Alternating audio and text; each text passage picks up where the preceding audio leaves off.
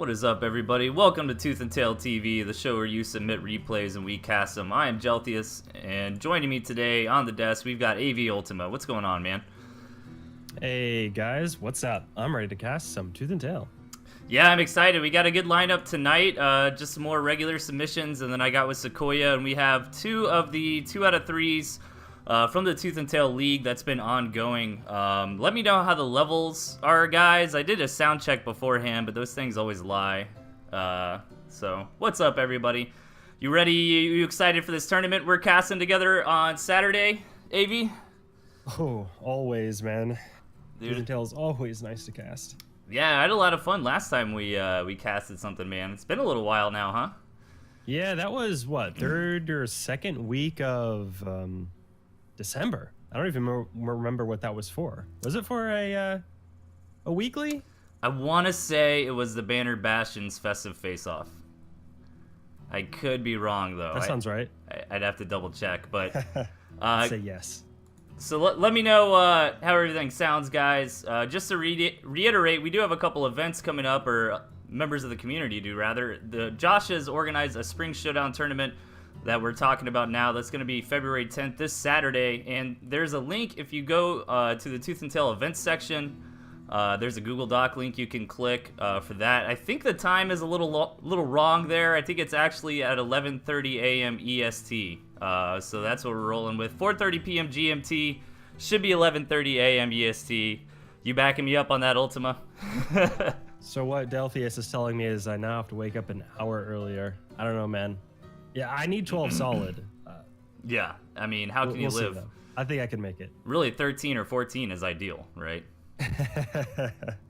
But yeah, the other event that's going on, guys, is the Tooth and Tail League. The Season 1 info is available, again, in that Tooth and Tail events section underneath the stream there. There's a link you can click and get all the info on that. That's kind of it's interesting. It's like a tournament that's stretched out, obviously in like a league format, right, is the idea, where the players can kind of take their matches, if I understand it correctly, whenever just the times line up for them. So that's pretty neat. So I guess without any further ado, man, are you ready to hop into game number 1 here? Let's do it. All right, cool. 3, 2, 1, go. Okay, spawning in the 4 o'clock position, we've got Meowkaiser. And his opponent in the top at the 11 o'clock, Boofy. So what do you think of these decks, Ultima? Wow. Meow. Okay, this is very interesting. Meowkaiser's at 5 structures. The most I've probably ever seen played seriously is 3, but we'll see how it works. Usually these structure builds are really dependent on map gen, and looks like there's a few choke points that Meowkaiser could hold up on. We'll see how he decides to implement all this. Yeah, it's the style that we've seen, I think Pyle kind of popularized on the ladder a week or two ago, man, where you just get all the defense. Now, it did get popular before the Artie Cannon nerf back, you know, kind of reverting a little bit back to what it used to be. But people are still running it, man. It's pretty crazy, you know, set up that front line and just wait till you can all-in flank your opponent with lizards. I think what's great about some of these patches is that if it gets OP, obviously people are going to start using them. But even if you sort of nerf them a little bit, people are still going to have them in their decks and try to get them as useful as possible. Yeah, that is really true. The meta doesn't always shift according directly to the instant balance, right? Like I'll run Fox regardless of if it's good or bad most of the time, just to have fun and be annoying. But nice little attack from Meowkaiser there. I do want to mention he did go for the 5-farm double Warren opening. Boofy went a little more eco, so Meow was able to get in there with a couple lizards and trade out for a pig, so not so bad.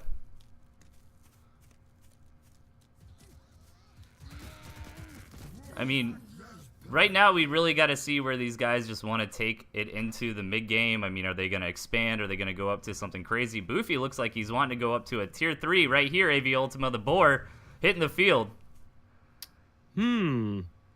I guess if Meow decides to go spamming some structures, that's probably the worst thing he can do right now. He needs to go scout as soon as possible, make sure he knows what's happening with the enemy, and then hopefully get some more lizards down and going for a big attack. Yeah, I didn't even actually think about that, man. That boar is going to direct hard counter what Meowkaiser's got here, right? Like, the lizards really his only option for offense here, and Meowkaiser's not aware that the fast tier 3, which you definitely need to get in there and scout that, man, as otherwise you're playing in the dark and you're not going to respond, as ideally as you could. But hey, expanding up and sending down a couple balloons might not be the worst answer to a balloon, or to a boar rather. Yeah, usually the best answer to these types of structure plays is to try to identify where your next expansion is, and then just stay calm and start putting down farms, because they're putting money into stationary structures instead of units. So just you get up some farms and then just try to get ahead in terms of eco. Yeah. I'm interested to see what Boofy's going to do when this boar gets out, man. Is he going to move out immediately? I mean, he's identified Meowkaiser. Actually, no, he didn't directly see the expansion, but he must have been aware of the balloon. So yeah, expansion coming out of Boofy here. Meowkaiser's going to try to come in and deny this with the lizard run around. I still don't think Meowkaiser knows about that tier 3 unit. I'm pretty sure he suicided into the mill before, yeah. So he should have seen it. Yeah, you're right. And I think he had a potential of killing the Warren. He might have lost his lizards in return, but that's definitely over now since the boar is out. Oh, yeah, you're right, man. He probably could have got in there and just dove in on it, but the boar is here indeed, so those lizards are going to have to back out, and now Meowkaiser's really got to scratch his head, man. The boar is just totally hard countering this, lizard defense deck, so, I mean, what do you really do from here? I guess try to bait the boar into moving out and run around with a big flank attack, or what do you think? I think Meow is doing exactly what he needs to do. He has 8 farms on Boofy right now, which I've seen this play happen before, is that if you know someone is going for a tier 3 rush, you can get your next expo and then just farm it up and just hope you survive the oncoming onslaught.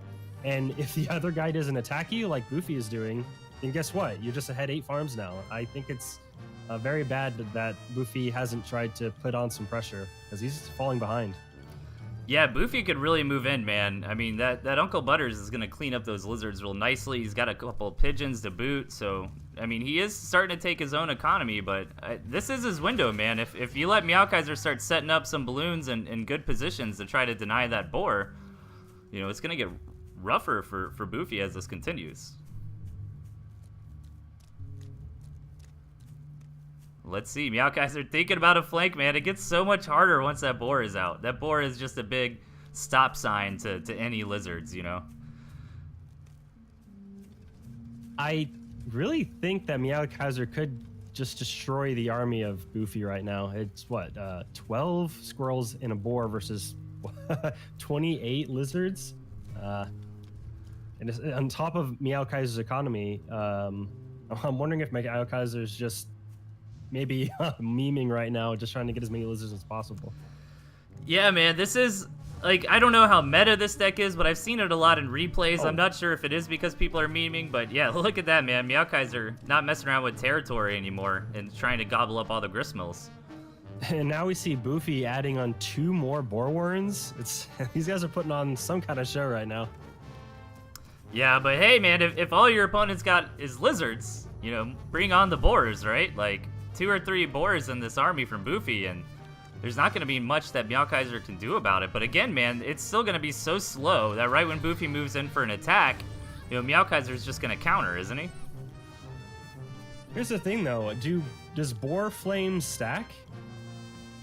That's something I'm not sure of. I think it widens the area. No, I think that's what happens when a wolf buffs it. Somebody in chat can probably answer. And speaking of the chat, guys, are the levels correct? I assume we sound okay because nobody's complained yet. So just chime in for me if you guys can and let us know if the levels are good. Even with the 5 structures from Meowkaiser, he doesn't have any structures on the field. Yeah. He's just going all lizards right now. Hey, man, he hasn't needed them, I guess. Like, I did get a replay from Meowkaiser who had this build, and he got up to 99 lizards, and it just pissed me off because I was just waiting for him to break that triple digit, man, and he's in the chat like, no, I stop at 99. I'm like, why?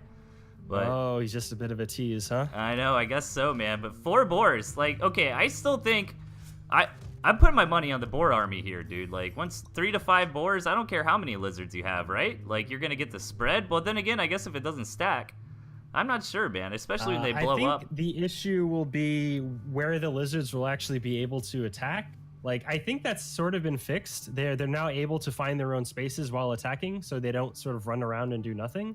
So I think it really depends on how 99 lizards interact with each other when it actually becomes time to fight. Yeah, and I like these balloons on the flanks here for Boofy, just kind of granting vision on the side, because knowing where Meowkaiser's army is going to be so important, and here we go. This is what I was talking about, man. Boofy moves out with the boar, but Meowkaiser's not going to run into that. He's just going to counterattack, and Boofy responded quickly, but still, man, look at all this damage. Yeah, I guess we should have seen this coming. He's not even going to bother attacking. Right. Boofy's army is so slow that Meowkaiser can just run away, kill a mill, and then back out. Oh, God. Did. Yeah, and poor Boofy, man. He would have been better served, I guess, with drumfire cannons here or something. Like, I don't know what critical mass of those you'd have to build to kind of feel safe against a lizard counterattack, but it would work a lot better with that than balloons. But here we go again, man. Meowkaiser's not going to confront this army head on. He's going to look for the flank and kind of poke and prod around his opponent's sides. Ooh. Oh, wow. I think Boofy is really lucky that this map isn't more open. There's a lot of single trees everywhere and choke points where these lizards kind of have a hard time coming through. Yeah, that's a good point. Yeah, I think Meowkaiser is going to have a harder time than he thinks. Yeah. Hey, what's up, Vic? Said his first time he's got to catch it live. Nice to have you here. Welcome, man. But Boofy coming in again, and I think we're just going to see the same runaround tactic out of Meowkaiser. That's so many lizards. 107 lizards, AVUltima. What are we looking at? You're finally got your wish of the triple digit. Well, when's the 4-digit lizard game gonna come? Jeez. Yeah, Kaiser, that's your challenge. Yeah. 10 times harder. Like, that's possible. Without cheat codes, that would be rough. Even with cheat codes, like having enough space on the map for all the Warrens. I think we have some science to do, Ultima. For science. All right, here we go. I feel like this is going to be the same story again. Boofy moving up with the Butters, and Meowkaiser just going to come in and stab him in the back. And this time, he's going to take that last gristmill from Boofy and win the round. Well, that was very interesting, to say the least.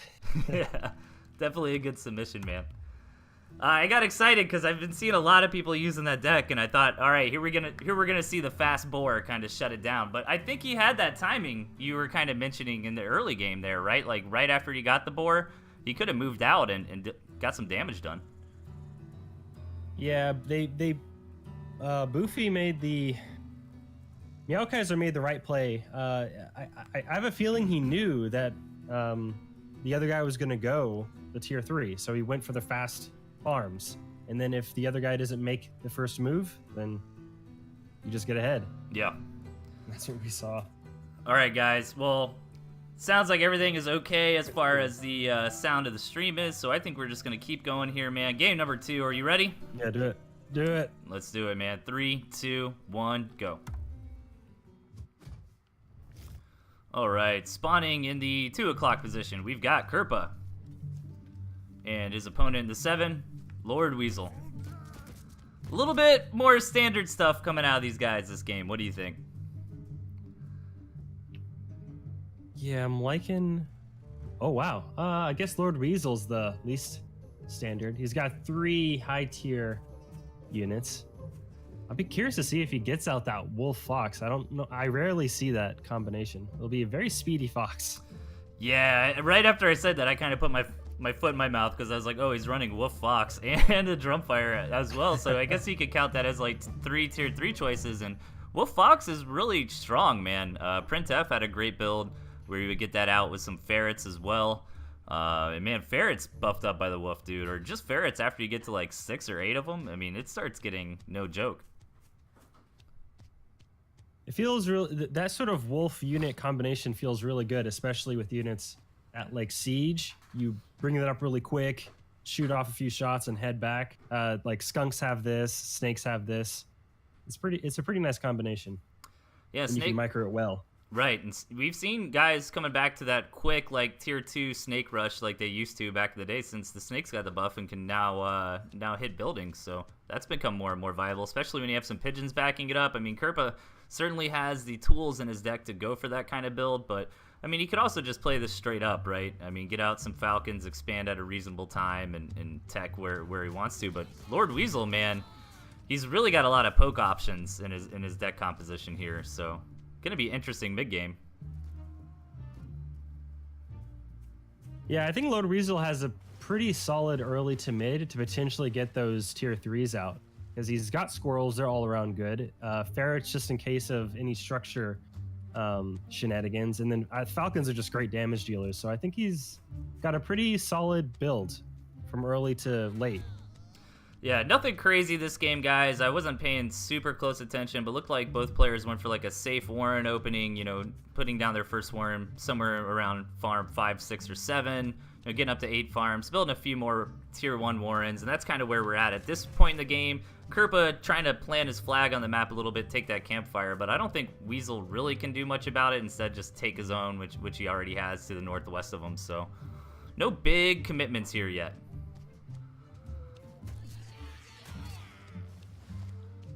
And of course, as I say that, the Snake Warren goes down, so. Since Lord Weasel doesn't have any high ground vision, I'd sort of like to see Kerpa do some high ground harass right to the... Oh, he can't even... Yeah, he could sneak his units south and potentially harass from the high ground. Oh, and without any high ground vision from Lord Weasel, that could be annoying. But now we see a Drumfire coming out. Ooh, where's the Drumfire? Okay. Well, the Drumfire is not going to be the worst thing in the world, I guess. It's going to, you know, protect several economic structures for him, but Weasel's coming in for a big attack, and oh, that turret on the high ground just barely not in range enough, and very successful attack for Weasel so far, but I don't want to see him overextend here, man. The snake's out, the Warrens are tanking, and he's got to back up for now, but yeah, that Drumfire Cannon, Ultima, what do you think? I mean, it's protecting 2 gristmills, right? So that's not terrible, but that's also 180 food at this phase in the game. It's really just protecting his front here. I think if Kerpa did attack from the south, actually it may be. I wish it showed like how far the Drumfire can shoot, but I think Kerpa could sneak his units in through the south and be completely unaffected by that Drumfire. Yeah, it would be close. But of course, he'd be running straight through a 1-tile choke point, and that could be bad for his units. Yeah, and I guess Lord Weasel makes that same assumption as you do, and throws down another one right there. But man, they're just such expensive units to have, right? Like 180 food, man. He's really got to get his money out of those. And as long as Kerpa just stays back, kind of does what you talked about last game, you know, I'd love to see Kerpa just, you know, fully saturate up that second base, right? I mean, with that same money that Weasel's putting into defense. Yeah, exactly. I'd say the best structures player is able to place their structures in a position where they can potentially deny the other player's expo. Because if you're playing this defensive, I mean, just do what Kerpa is doing. Grab your expos and farm up. Like, what's these structures going to do if I just don't attack into them, right? So now Lord Weasel has 360 food tied up into something that's just going to sit here and do nothing. Yeah, I mean, imagine if those were just regular turrets. I would feel better about them, but I mean, going for the risk of the Fox is going to help those Drumfire Cannons kind of, you know, pay for themselves or establish themselves on the map as a decent investment, I guess. But really, you can get the same job done with a couple turrets, and you want to try to place these eventually. You know, imagine if Lord Weasel took that base, you know, kind of at the 5 o'clock position, and kind of creep them up closer to the main line. That's where they're really going to shine in the mid to late game.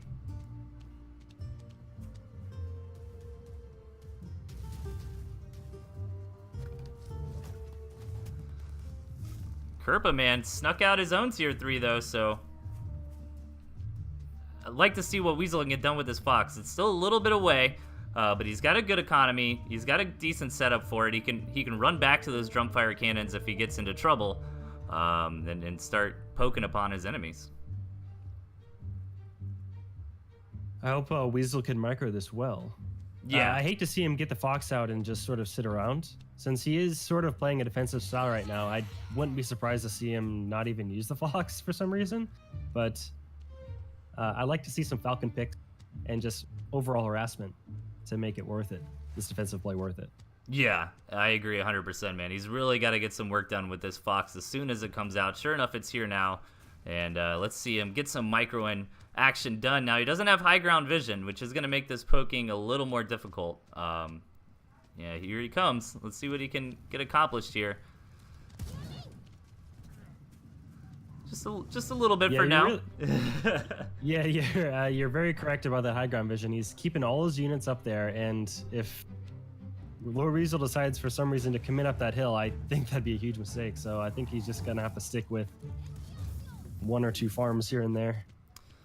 Yeah, once those farms on the low ground complete, those will be some nice juicy targets for the Fox. But you know, Kerpa could really deny this harassment. If you guys are kind of scratching your head on the ladder about how to deal with the Fox guys, you know, imagine if Kerpa threw a couple turrets out on the low ground and stopped the Fox from getting close, because Fox cannot hit structures. It helps you zone him back a little bit, but Kerpa threatens to move out with his army and forces Weasel back into his hole for now. If Kerpa didn't even want to bother with the Fox, he could put down 1 or 2 Pigeon Warrens and just place his boar like in his pig lines, and then the Fox would just waste his shots on that. Oh my god, that would be amazing. Next level strats come out of Ultima here, guys. Ooh, that's gonna be a nice high ground for Weasel. I mean, Kerpa gets the job done, I guess, kills a campfire, loses a couple things for it, but kind of more of a body check kind of move, if anything, right? Kind of scare your opponent and be like, hey, you don't just own this side of the map. I'm going to come over here, harass you if you're not careful, that sort of thing. Got to be careful with this Uncle Butters, man. A couple more sniper shots could take it down. Yeah, he probably should just have pigeons in general, because Butters is going to heal up so slowly without those. Yeah. Yeah, I agree, man. You might have just kind of overlooked it at the moment, but yeah, it's some nice bits and pieces of value getting attained for Kasha here. Yeah, now he's starting to piggyback up these drumfire cannons. I'd like to see him sell off these old ones, guys. That's just a tip. If you are a newer player trying to get the most out of your defense structures, you know, these two that he just made up front, you know, kind of do the same job that those back two were doing, so you can free that up, get a little extra food. But coming out with the boar again, man, he really needs those pigeons here, Ultima. It's getting so close. Yeah, 2 more shots and the boar is gone, and I don't think it'll be back up to his full HP anytime soon without those. But he's put down a Warren, so we should be expecting some heals very soon. I mean, and assuming that Lord Weasel secures the 9 o'clock, right, and then Kerpa gets to 12 and 3. Let me see, who's got an advantage here? Looks like it looks like Lord Weasel would be at the advantage, right? I guess if Kerpa can't get this middle gristmill, which is going to be difficult to take, you know, so close to the front line, yeah, eventually Weasel's going to have an extra gristmill on his opponent, so. I think that's where establishing your structure game early on really matters, because now since Lord Weasel played such a defensive early game, his structures still aren't doing much because they're so far back. And Kerpa has essentially taken the map, and now Lord Weasel needs to play a structure game against an already defense player, and that's just not really fun. Yeah, and I actually like the move a lot from Kerpa to take those farms on that 9 o'clock base, because I kind of envision, anyways, the split should go. That should be Weasel's base eventually, but I mean, maybe it won't be this game, and hell, by the time Weasel kind of figures it out, you know, a lot of that money could already be drained out of it.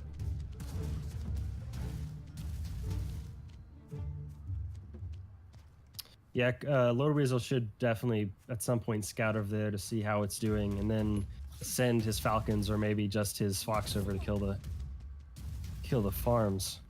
And you're right, he still hasn't sold these drumfires in the back. That's 360 food that could go to something right now, but just not having the awareness to do that. Yeah, it could just be, you know, having a little fun this game, man, not trying super hard. But I do just like to point little things like that out as tips to beginning players, you know, be like hyper try hard efficient, you know, definitely sell off those old drum fires. And it can be hard to find the time during a match, especially when you have pokey units. You want to be microing like the Fox, right, to constantly be on top of scouting maps, and that's why hitting gristmills and hitting campfires can be so effective in the late game, right? Like, if you just don't get a chance, like there he goes, finally gets a chance to take a look around here, but it's definitely been a while.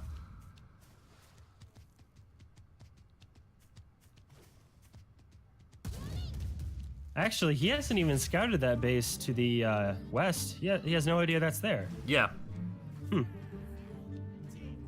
Yeah, man, Kerpa's just stealing that money at this point. Like, I feel like Weasel should eventually expand that way, but he's not worried about it at the moment. And I'm sure he plans to at one point, but by the time he goes over there to do so, he's going to realize, oh crap, Kerpa's been here for 4 minutes already, you know?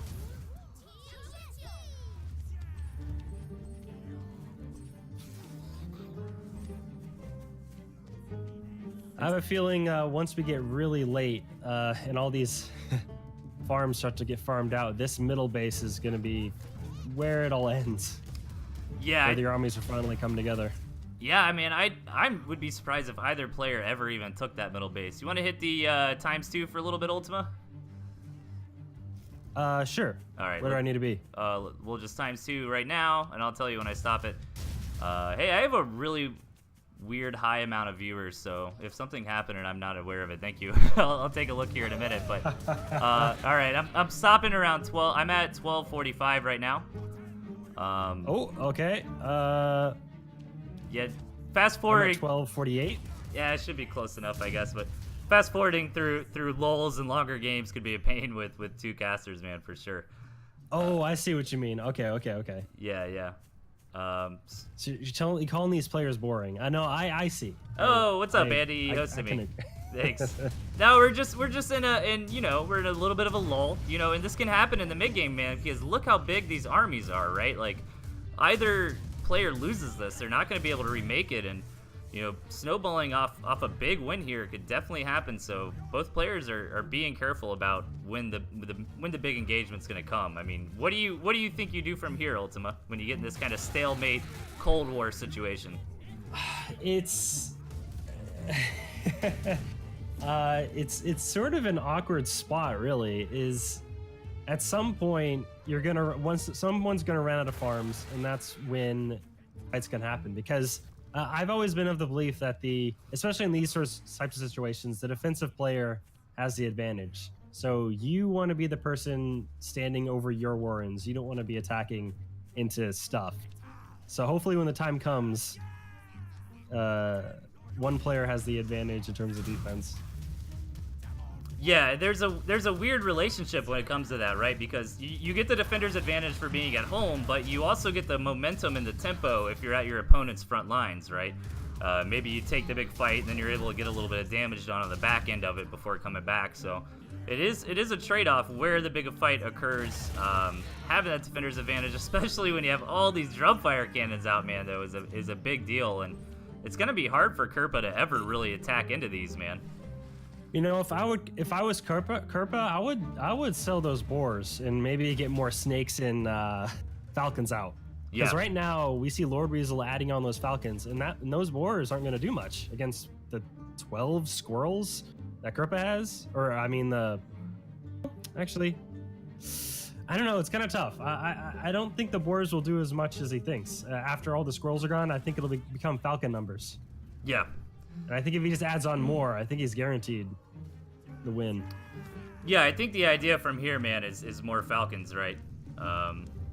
But it's rough, man. Weasel, I would almost like to see another wolf over another fox. The fox has kind of done its job at this point. Now we're getting into that hyper late game, and I think Lord Weasel just now spotted that base in the 9 o'clock, and it's been taken by Kerpa all game long, and that's really what he was banking on, man. So, you know, Kerpa taking that 9 o'clock, he's still got the 11 that's cooking, you know, nice and hot right now. He's going to be in great shape to just win this, you know, in an economic game, you know, going late. What's really oh, wow, okay. Might be turned into a base race. Yeah, they thought about it, but Weasel comes home to try to defend. Boar bomb's happening, though, and Kerpa just underneath all this drumfire cannon shot, but a lot of his army is in the air here, so far he's been able to hang on and actually just dominates the army of Lord Weasel there. Wow, man. Wow, you know what? I completely forgot about the whole boar bomb thing. I don't know why I thought that was removed, but okay, that made a whole lot of difference, because that first boar bomb took all the falcons to maybe half HP, and they just melted after that. Yeah, it's a good point, man. All Weasel's army stacked up there. The couple of boar bombs going off are able to do a ton of damage. Kerpa trying to pierce a line here through all these drumfire cannons to get into the warm underbelly of his opponent's base, and knocks out a gristmill, trying to get some work done to infrastructure, but he might be overextended here. Yeah, I could actually see this fox killing every single one of these falcons. Nice recovery from Lord Weasel. Okay, so this point in the game gets really weird, guys. You know, after the big armies kind of swap like this, you want to try to sell off a bunch of your warrens. You notice both players are really in the red right now. Like, you know, Weasel could sell off a tier 3 warren. You notice Kerpa sold off a couple of his boar warrens, for example, to try to get the production going again. But Kerpa's got an economy here, Ultima, and Weasel doesn't. So do you think the Fox can win this game for him? As we know, Fox is that kind of unit, so yes, I do believe, especially when the other guy only has falcons, that's not a good Fox counter at all. Yeah, this Fox is getting a lot of work done here, man. If he can keep it alive, he might have a chance. He really needs to get some more damage done to Kerpa's last remaining mining bases, though, to try to get this income to even out again. But here's the thing, Lord Weasel is starving and he has nowhere to build farms. So actually, yeah, I don't think Lord Weasel can win this unless he kills the next 3 bases in 35 seconds. He's got to win this engagement real hard here. Oh, he's got the campfire, yeah. Yeah, nice, okay. Ooh. Kerpa says, I don't think so, though. It just smacks that attempt right down and backs off for now. But I think the real story here, man, is that farm count. You know, Kerpa had such a better economy for the last few minutes here. And he's able to muscle up a stronger army for this next attack in. But I guess you can never underestimate the Fox, right? So.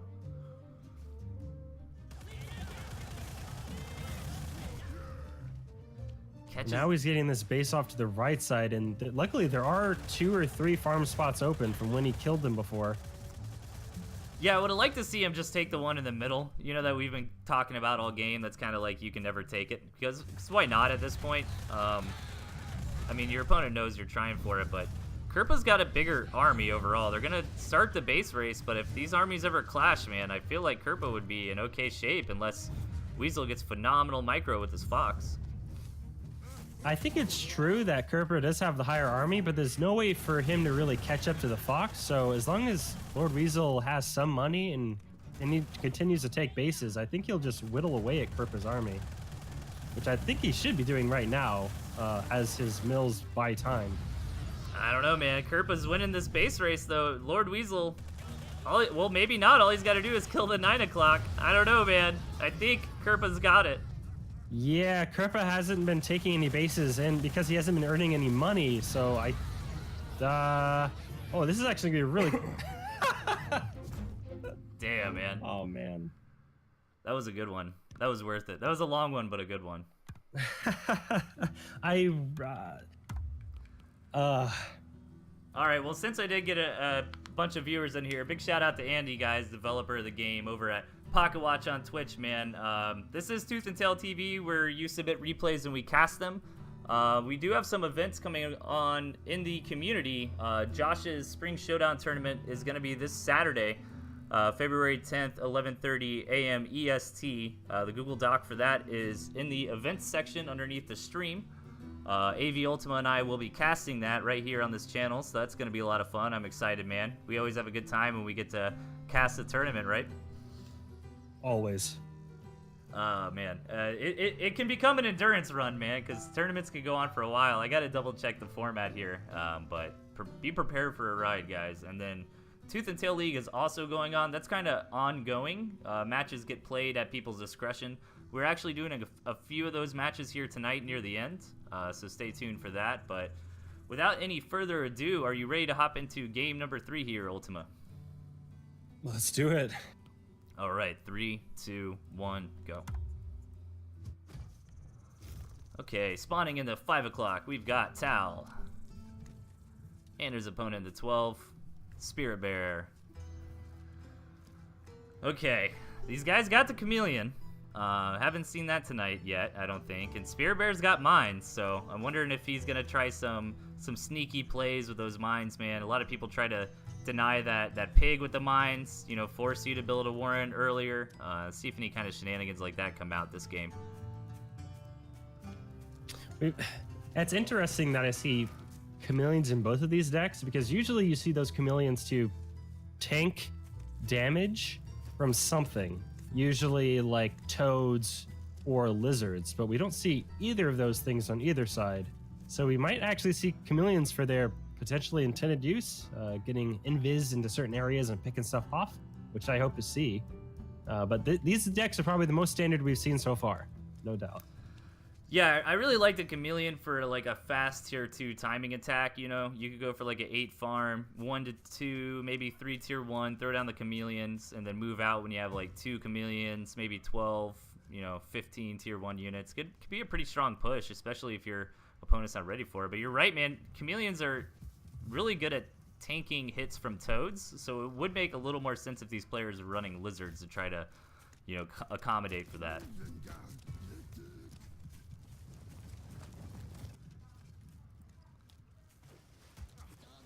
Nothing crazy yet this game, though. We're kind of in the phase where we're kind of waiting on the players to make their big decision if they're going to go for an expansion, if they're going to take a fast tier 2 or tier 3. What I kind of coined the like chicken tier 1 phase of the game, right? Where you got to like stay on top of how many tier 1 your opponent's making and make sure you don't just get ran over if you try to tech up or something. I like that term. Yeah, if you miss your timings at all, even by a few seconds, that could determine a game. Especially in squirrel fights where each shot means something. If you start going down on that squirrel count and then one guy's picking off your warrens, it's essentially over. So Yeah, and this is that build I was talking about with the chameleons, guys. Both players went for it here. You know, just building 2 or 3 squirrels, getting a chameleon warren. You know, nothing super complicated or fancy, but it gives you a nice mid-game army. And this is actually pretty interesting. Both players opting for 2 tier 2 warrens. All right, theorycraft me, Ultima. Who wins? 2 falcons, 2 chameleons, or 4 falcons with the equal amount of squirrels? 2 falcons, 2 chameleons versus 4 falcons? I'm sorry, versus 4 chameleons. And then equal amount of squirrels. You see what I'm saying? Oh, I see. I think... I think it comes down to how much the chameleons actually tank. If all this... really, it's who can keep their squirrels long enough faster. I think the 4 chameleons win because of how much they'll tank. Right, yeah, I agree, actually. Especially, you really just have to keep the chameleon's position near the front of your army, as you can see Tal doing right here as he's thinking about moving out. You want to make sure those things are up front. Nice little, you know, pick off there on the campfire. You're going to get that for free and back out. And I did get some follows, so thank you, Mr. Boyman. I am Walhoon and Captain Fog for following. I appreciate it, guys. Oh, no. Hey, Foggy. These mines. Ooh, that could have been a lot worse.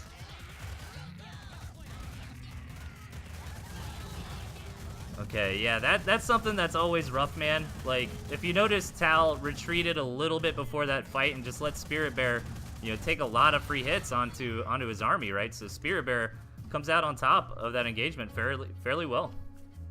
I think we right there saw like how good Tal's composition is better than Spirit Bear's, because he sort of could have eked that out if he didn't lose some of his units to those mines. Yeah. So if it was just a straight up fight, I think we're right on our assessment that Tal's army would have won. Yeah, he lost units to mines, and then he also, you know, kind of wasn't in the right position for that engagement, kind of backed out up front, you know, and took a lot of free damage too, so. Yeah, retreating in Tooth and Tail does not feel good. Not unless you have like lizards or a fox or something, man, but other than that, it's definitely rough. True.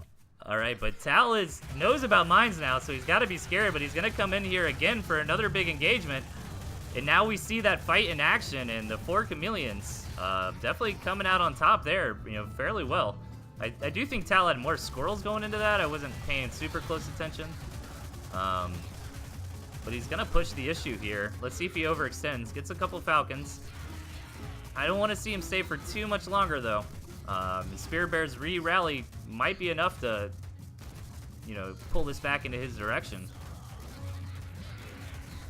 Yeah, now that the falcons are here.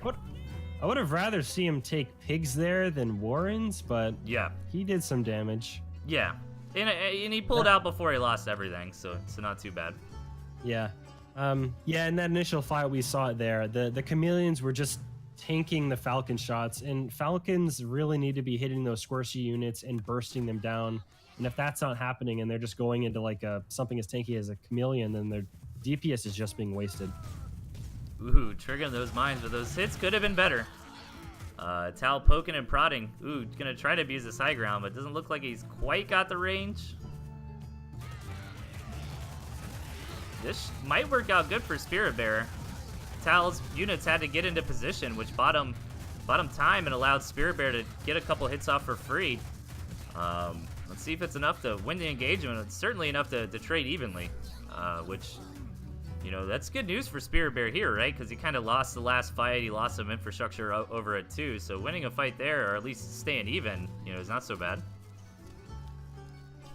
Yeah, but Taj hasn't put down any more farms since that initial attack, and now he's doing it. So I think instead of going back in again, he probably should have took his wins and gotten more farms, but now he's doing that now. So I think the game is sort of leveled off. And we can really see that in the graphs. Equal army value and equal econ on both sides. Wow. Yeah, look at those spikes, man. Pretty similar most game. These guys are going pretty toe-to-toe. And this can be rough, man. It can be difficult to decide when you can squeeze in that extra farm, you know. But 9 times out of 10, that's what's going to win in the long haul. Spirit Bear trying to come in for an engagement, but I don't know if it's going to work. It's going to be close either way. Maybe this extra chameleon from Spirit Bear is going to be enough to give him an edge. But, ooh, he wants that pig, man. Now you should pull out. Now you should pull back. There you go. Ooh, save that chameleon with 2 HP. Yeah, very nice. I actually like, I wish he didn't hesitate there as much, but I do like the decision to try to get the pig off that fight, right? Yeah, if you would have lost the chameleon, obviously that would have been bad, but doing just enough, taking a farm, and then backing out when you knew he needed to was a good decision. And now this is unfortunate, but before that last fight, we saw that Tal sold one of his chameleons, bringing him down to 2. So obviously, 2 chameleons and 2 falcons is going to win versus 2 chameleons. So that was a pretty decisive fight from Spirit Bear.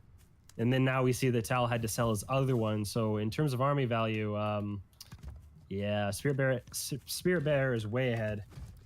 Yeah, interesting decision from Tal here, man, deciding I'm going to kind of downgrade to a simple army to try to get out an economy a little faster, which he kind of needs since he's been behind on economy most of the game. But if Spirit Bear sniffs this out and attacks in, I mean, he's going to run over Tal. I guess that's what the turret's there for, huh? Yeah, I think the turret, that little turret, is just enough to maybe dissuade Spirit Bear from attacking. I mean, he could potentially break it and do some damage, but he'd probably risking his entire army to do so, especially with all the pigs and all the squirrels attacking at range. You know, I feel like if Tal could get to its final form this game, you know, that badger pigeon composition that's kind of staring at, from his deck choice, you know, he'd have a really strong army to go up against Spirit Bear. But, you know, Falcons buffed up by wolves is nothing to bat an eye out either. So, I don't know, man. For a gutsy play, I could see Tal selling 1 or 2 squirrels, adding on an additional MG, and then going straight for the badger to just get it out. And I think that could be a game changer. If Spirit Bear didn't sniff it out during that time. It could be a gutsy play. Yeah, it would be a very bold move to make for sure, you know. And if you are a new player, when you sell off warrens, you get the full refund, right? So if you have a squirrel warren that has 3 squirrels that have already been made out on the field, you sell that warren, you're going to get 180 food back, but you're going to lose the warren and those 3 squirrels, right? So you could just sell off, you know, a fully saturated, if you will, squirrel warren and get that 180 food, throw down the board. But that's a big gambit, man. If your opponent sees it, they should know I've got the opportunity to come in and strike while he's got 360 food, you know, being tied up doing nothing on the board. But, you know, as we're kind of explaining that, man, it looks like Spirit Bear is the one who takes that big risk, and I don't blame him. I mean, his army comp's in good shape. He knows Tal's scared, right? So I think my only issue with this is that if well, I guess he's going to use this wolf for attacking purposes. It's been so long since I've seen the wolf used as offensive. Usually you see them placed in farms for the most part, and then maybe as an offensive unit. So I think that's what we're going to see in a second here once it comes out. Oh, yeah, I did say 180 food for a squirrel warren. My bad, man. 120. Normally I'm pretty good at math on stream, but you mess up every now and then. But yeah, I mean, wolf being used to attack, man, is definitely good. So, but Spirit Bear is kind of running out of options. Well, actually, I guess he's got that 3 o'clock that he can take, you know, for another base. He's going to try to come over and take the 9, but I think Tal should be able to shut that down pretty easily. I mean, Tal's got the income lead, man. Yeah, by a large margin. I think during this downtime, it would have been great if Spirit Bear had some snakes he could have harassed with while Tal was trying to recover, but it's already past that point now, and it looks like we're going to see an engagement. Yeah, Spirit Bear decides now's the time to rock and roll. Comes in, just pokes and prods, gets a couple warrens for free, and backs out. You know, Tal's army was a little bit out of position there, but Spirit Bear's got the bread and butter here, man. He's got the meat and potatoes. He's got a nice army composition to him, and Tal's just kind of fumbling around with, you know, tier 1 and tier 2 still. So I'm feeling good for Spirit Bear here, but great targeting on that wolf. Just deletes it from the fight immediately, but even still, Spirit Bear's, the remainder of his army is enough to just plow over his opponent. Damn, I didn't think that was going to be that one-sided, man. I guess so. Yeah, that pull through was nice to kill the wolf, but he pulled through a bunch of high DPS units with squirrels, and they just melted under the onslaught. But now we sort of see Spirit Bear is sort of overcommitting here and losing a lot of his units to just squirrels and pigs. Hopefully he can kill this mill. Ooh, it's gonna be close. Yeah, he gets it. Wow. Yeah, I think if Tal I think you're right. I think what he did there was he targeted that wolf with all of his units. I think if he would have just targeted it with the snakes, right, then the squirrels wouldn't have got all wonky with their AI and lost DPS. He might have been able to have a chance in that fight. Spirit Bear definitely rolled over him there, but yeah, that's gonna be Tal's last little force. I got excited for him for a minute, but he's got no economy. He's got no warrens really besides just regular squirrel ones, and I don't think he's got much else he can do in this game as long as Spirit Bear doesn't make a big critical mistake. That's gonna be it, man. Spirit Bear takes it. Yeah, that was really close. If that mill was not finished off in the south, red player would have taken that most likely, because he had 4 or 5 farms on that. Yeah. Oh yeah, for sure. Yeah, it felt like Spirit Bear was overcommitting to take it out too, but in the end, I think you're right. That's really what decided it. But man, just the pathing on the squirrels, you know, I think that was the big takeaway from that engagement. You know, trying to target fire everything with the wolf, everything to the wolf, you know, rather than just using the snakes. Okay, man, are you ready to get into game number 4 here? I am ready. Let's do it. 3, 2, 1, go. All right, what do we got this time? Spawning in the 3 o'clock, we've got Illuminatus and his opponent in the 9, Furmar. Ooh, Furmar's build just looks like strong to me, you know? I mean, the balloon, maybe that's like a fox deterrent, but you know, mines are pretty good. You know, lizards for the early game, chameleon, falcon for the mid game, owl for the late game, right? Huh. I guess since we're seeing sort of a mine meta here, the owl is probably the perfect unit to deal with that, because it spits out free units that can just go blow up mines for free. I guess if it does get to that point. So if these players have been playing with each other and they're seeing a bunch of mines, I think the owl is a good response to that. Yeah, but we got some action in this early game. Furmar did opt to go for the 4-farm double warren and doesn't really hide it for too long, so Illuminatus is aware of it. I like to see how he responds. So far, just setting up a couple mines. Yeah, you're going to sell those farms, queue up warren. This might be okay, but is Furmar going to be aware of those mines? I'm not sure. I don't think he actually saw them. They didn't. I think register. he might have saw one of them come up, but he could have very well missed it. Yeah, it didn't register on his visibility. He sees that one for sure. Okay, gets a pig. He's gonna go for 2. Mine triggers, just kills 1 lizard. Ooh, he doesn't get that second pig, so that's pretty good for I can hardly say that name. Illuminatus here, right? I mean, just losing 1 pig could have been a lot worse. Yeah, that's the best you could have asked for right there. And I think Furmar should really cut his losses and probably back out. He's gonna go for it again. Try to kill this pig once more. Oh, that second. Okay, barely gets it, but he did lose a ton of lizards to do that. Yeah, he lost 6 lizards. Make that maybe 7. Yeah, he lost 6 lizards there for 1 pig. Not the best trade, but it is sort of an annoyance when you do lose your pigs. You're losing out on that tempo of that time that they were gaining you money. So yeah, I agree, and I think the early game is kind of over for now. I'd like to see both players kind of go up to 8 farms, but as I say that, Furmar is moving out again with some lizards. Gonna try to come in from a flank and get spotted immediately by Illuminatus. Good job on him for scouting that well, and that mine was beautiful, man, and Illuminatus defends brilliantly. Almost loses a pig, but holds it.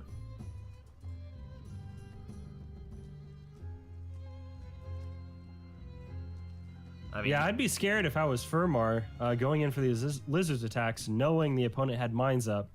I respect that he was hoping that maybe he didn't have any on the backside and he can put the final nail into the coffin, but now that kind of put him behind even more, or even just brought him equal with his opponent. Yeah, and as we kind of approach the mid game here, it's going to be difficult for Furmar to get out on this map, I feel like. But here we go. Furmar's going to try it again. thinks better of it and backs up for now. But I mean, if you notice, his first expansion option, you know, is pretty far out, pretty close to where you'd imagine the imaginary line that draws this map in half to be drawn, right? And you know, his other expansions are pretty far away too, while Illuminatus has a nice little, you know, basically a pocket base. He's got another base he can expand to on its own little high ground right there. I'd be feeling a lot better if I was in Illuminatus's position, just from an economic standpoint on this map. Yeah, in terms of options, you could just take all those bases to the south, make a streak right on through that, or as you said, just take that high ground, take the middle of the map. So yeah, Eel has a good amount of options in front of him here. It's up to Fermar to make the moves, which I guess he's been doing the last few minutes.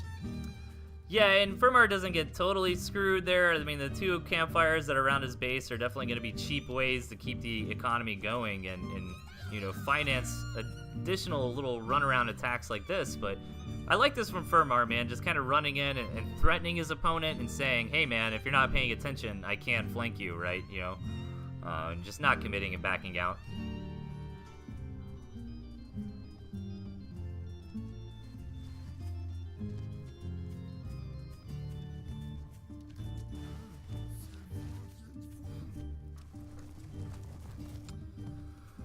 All right, the Chameleons are on the way. Fermar getting some tier 2. Illuminatus going for the Skunks, which are going to do good against lizards, not as well as they could against squirrels. Frog's like, that's not a pocket base. I don't... Go ahead. Yeah,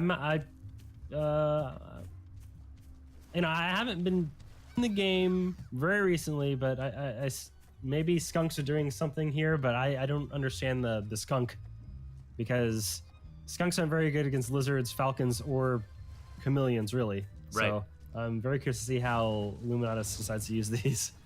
Yeah, skunks are good at mainly dealing with big squirrel balls here, and nothing like that coming out of Fermar. But the skunk is out. Gonna at least kind of poke Fermar away for now. And I think if anything, if Illuminations is on the attack, he can sort of lay down skunk gas to annoy Fermar. But that's all the utility I'm seeing from them. Yeah. I mean, it did well, just a zone back in that last little poke, right? Like, all Illuminatus did was kind of push his skunks up a little bit, and Fermar's like, okay, we're not going to do that right now. Fermar's really getting done what he needs to do here, which is securing position on the map. I actually don't mind this balloon, kind of giving him some high ground vision and kind of helping him, you know, plant his flag out here a little further, because he's got to secure this base so he can hopefully gain access to those 5 and 6 o'clock bases too, you know.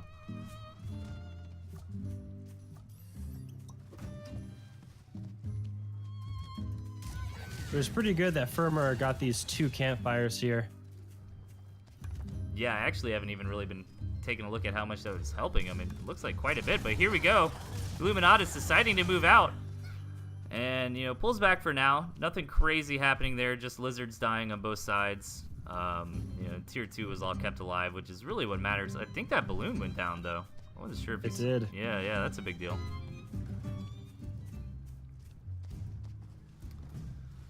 All right, these guys just kind of gearing up, kind of looking at each other, poking and prodding. And, yeah, I think the real story here is that Illuminatus is trying to claim 3 bases, whereas right now Fermar's really only got 2 claimed. But I feel like as long as he can kind of control this zone, you know, he gets access to these southern bases as well, which is really what this muscling for position is about in this phase of the game.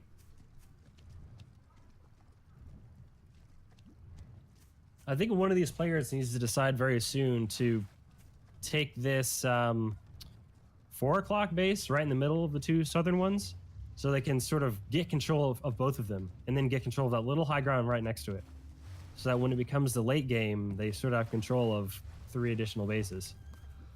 Yeah. I was about to say, man, I was waiting to see who's going to throw down that tier 3 first, and it looks like it's Illuminatus here with the wolf. Seeing the wolf a lot tonight, man. Yeah, I always enjoy seeing a good mixture of tier 3s on all these decks.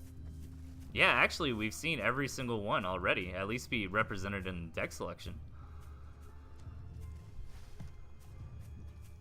I didn't even think about that. That's pretty interesting. I feel like tier 3s are in a pretty good spot right now. I think all of them are fairly strong at what they do, you know? Yeah, I've heard rumblings that the Badger might be a bit weaker than she should be, but no, I've seen everything used, as you said, quite nicely. It's taken Illuminatus so long to saturate this expansion that he's had. He really should be at those on the 8th farm on that by now. Yeah, the second base. He should have been slow in that respect. Yes. I don't really know what he's been spending his money on. I guess just trying to get as much army out, but I think his build order has kind of been lacking in that respect. Things are coming out slower than they should be just because he hasn't really saturated his base as well as he should have. Yeah, that's a good point. I mean, we're at the 9-minute mark here, and you know, just now starting to get up to more farms. It's a mines trigger. Illuminatus trying to do a little flank over here and gonna get blown back. Oh my god! Oh wow! I don't even know what to say about that, man. That was beautiful. Illuminatus baited Firmar back into his own mines and just bopped his entire squad of lizards. Now Firmar is going to go with it with Falcons, man. Let's see if he's got enough. If he can take out that wolf, it'd be a pretty big deal. It's very easy to overextend with Falcons, and he's sort of doing that now. Yeah, he's losing 8 Falcons for like almost nothing. Oh, man. Yeah, he did keep kind of killing Illuminatus' army as they were dying off, and he did get the wolf there, which actually forces Illuminatus to just sell off that tier 3 Warren, but yeah, losing all those Falcons definitely hurts. Yeah. Firmar is going to bounce back on top with his army count, though, after that engagement. I think it's primarily because what you're kind of chiming in about earlier, man, about Illuminatus' second base here. You know, he really didn't saturate that very quickly, and Firmar's had a nice economic lead for the past couple minutes.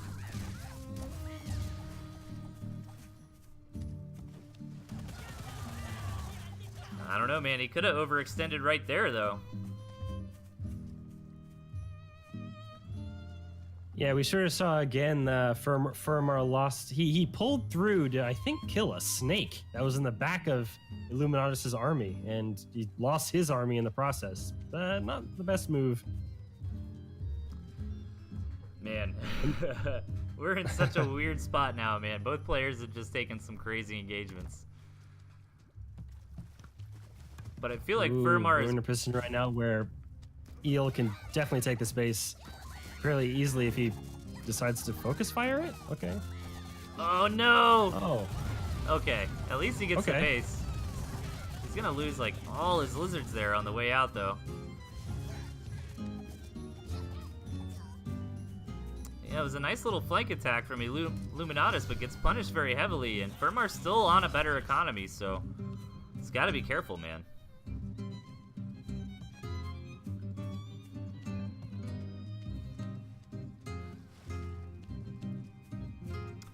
What do you think? I think Firmar is just gonna win this, you know, straight eco at this point, right? I mean, look at that income graph. I think Firmar's farms are gonna run out faster than Eel's, but I think he's just earning so much right now compared to where we'll be in a few minutes. So I think you're pretty much right that Firmar is just gonna take it. Yeah, and plus Eel doesn't really have a safe third base option anymore. You know, now that Firmar's kind of dominated so much of the map, and gonna give it one last hurrah with his army, but kind of gets mowed down by Firmar in that engagement. Let's see if that's gonna be enough. Yeah, I really think what this came down to is Eel just not saturating his second base fast enough. He didn't get his 8th farm till maybe like till the end of that game almost, and he wasn't able to get a 3rd one up because of that. So I think it's just improvement on a build order to have more efficiency in that, and I think Eel would have been in a great spot. Absolutely. Hey, thanks for the follow, Flamboyant Falcon. I appreciate it, man. That was definitely a great game. I don't really have much to say here, AVUltima. You want to just hop into game number 5? Always. Get some delicious water. All right, man, let's do it. 3, 2, 1, go. Okay. Spawning in the 5 o'clock, we've got Yalmu Kimchi. And his opponent in the 1 o'clock, question marks. Question marks. Yeah. Huh. Do you think it's a Smurf? Somebody trying to conceal their elite skills for the tournaments coming up?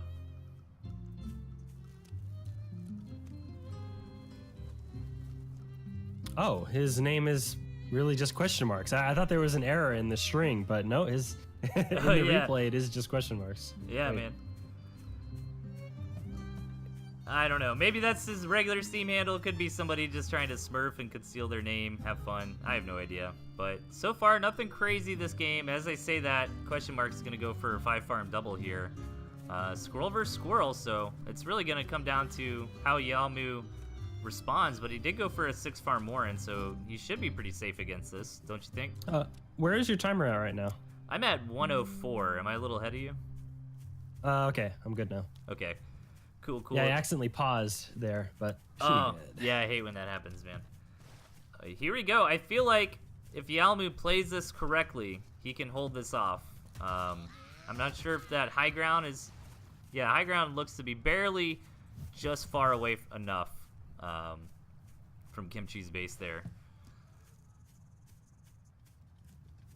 And question mark's actually just going to back out of it and go up to 8 farms. He might actually just mind-gamed Kimchi into being into a better position coming out of the early game, as long as Kimchi just doesn't kind of roll over him right here, right now.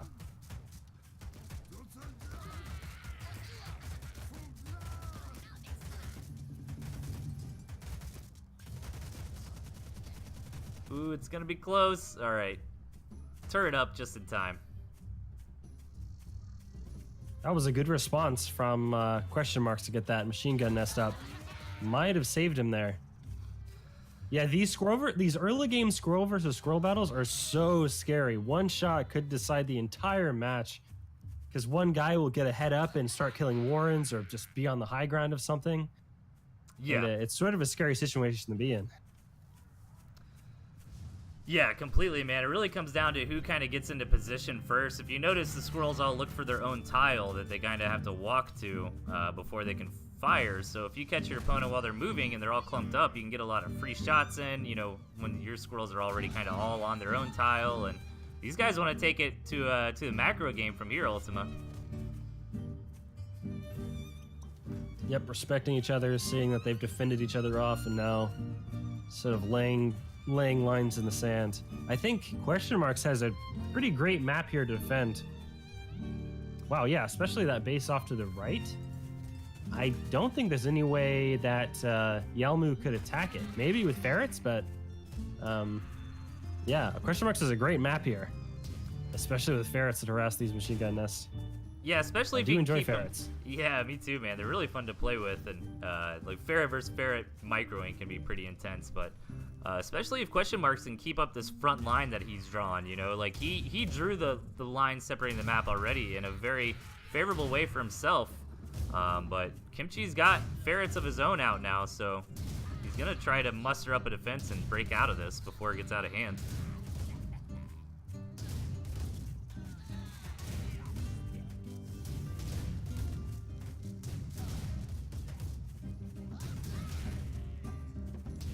I don't know, man. Looking pretty good for question marks, don't you think? Like, he doesn't look like he's going to lose this front anytime soon. I think in terms of ferret dancing, though, Yalmu has him on that, because he lost a ferret to 2 ferrets. And now we're seeing the defenders advantage come out for Yalmu. The question mark squirrels are coming out much slower compared to Yalmu, and I think Yalmu could go in for some harassment on these machine gun nests if he wants to. Yeah, he's been holding really well so far, man, and like you said, knocking out a ferret while keeping his own alive so far, but he needs to get some damage done on these turrets. Finally gets a couple opportunities here to get in a few shots. Just needs one more set, but Kimchi backs off on the turret for now. And, man, this is rough for Kimchi on this map. You know, any way you slice it, taking a third base is going to be difficult. Yeah, even if he gets an early win in these battles here now, it's going to be tough going through this choke point to try to get some extra expos. So really, he needs to do as much damage as he can now before endgame starts. Oh. Yeah, but are we even going to get to that point this game, man? This frontline battle is so intense, we might not see play much past 2 bases anyways, and if that's the case, then the map doesn't really matter as much. Oh, right? no. Question Marks is continually losing his ferrets to the superior ferret micro of, and again losing those skunks. Yeah, I think it's really coming down to it's really coming down to a micro battle here, and Kimchi is just winning on that front. He hasn't lost one tier 2 yet. Yeah, I was about to ask you, those ferrets are still vanilla ferrets, right? Like, those are the first ones he's ever had, so far so good, man. Keeping it real, looks like another skunk's gonna go down. Yeah.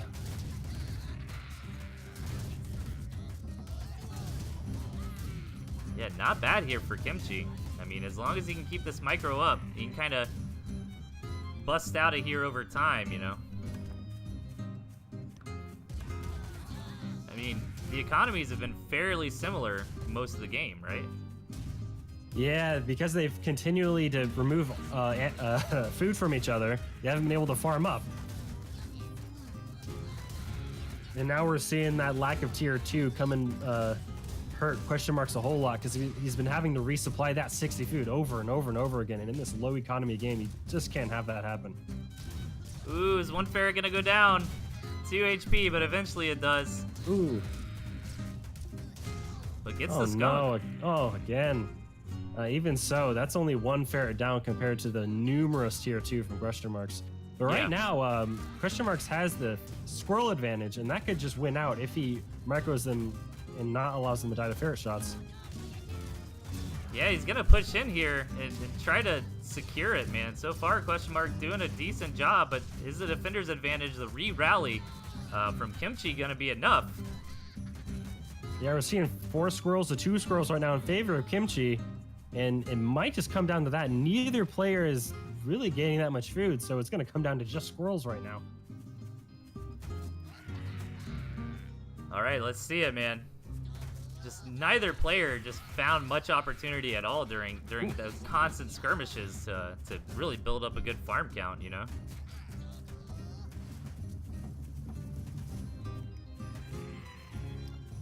Doesn't quite have enough, man. These economies are so crazy. Yeah, this is what I was saying before, is that it sort of comes down, if you're just microwing and running your units at each other all the time, you're going to come down these points where every single shot will matter. And now we're just seeing Kimchi loses squirrels, and he decides to GG out of that.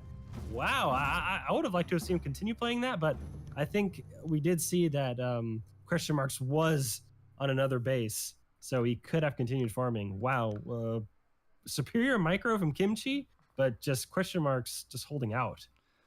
Yeah, it came down to exactly what you were saying, man. Like, Question Marks had like 4 or 5 squirrels there. You know, Kimchi realized he was stuck in the corner with just 1. He's like, okay, I'm not going to be able to come back from this, and taps out.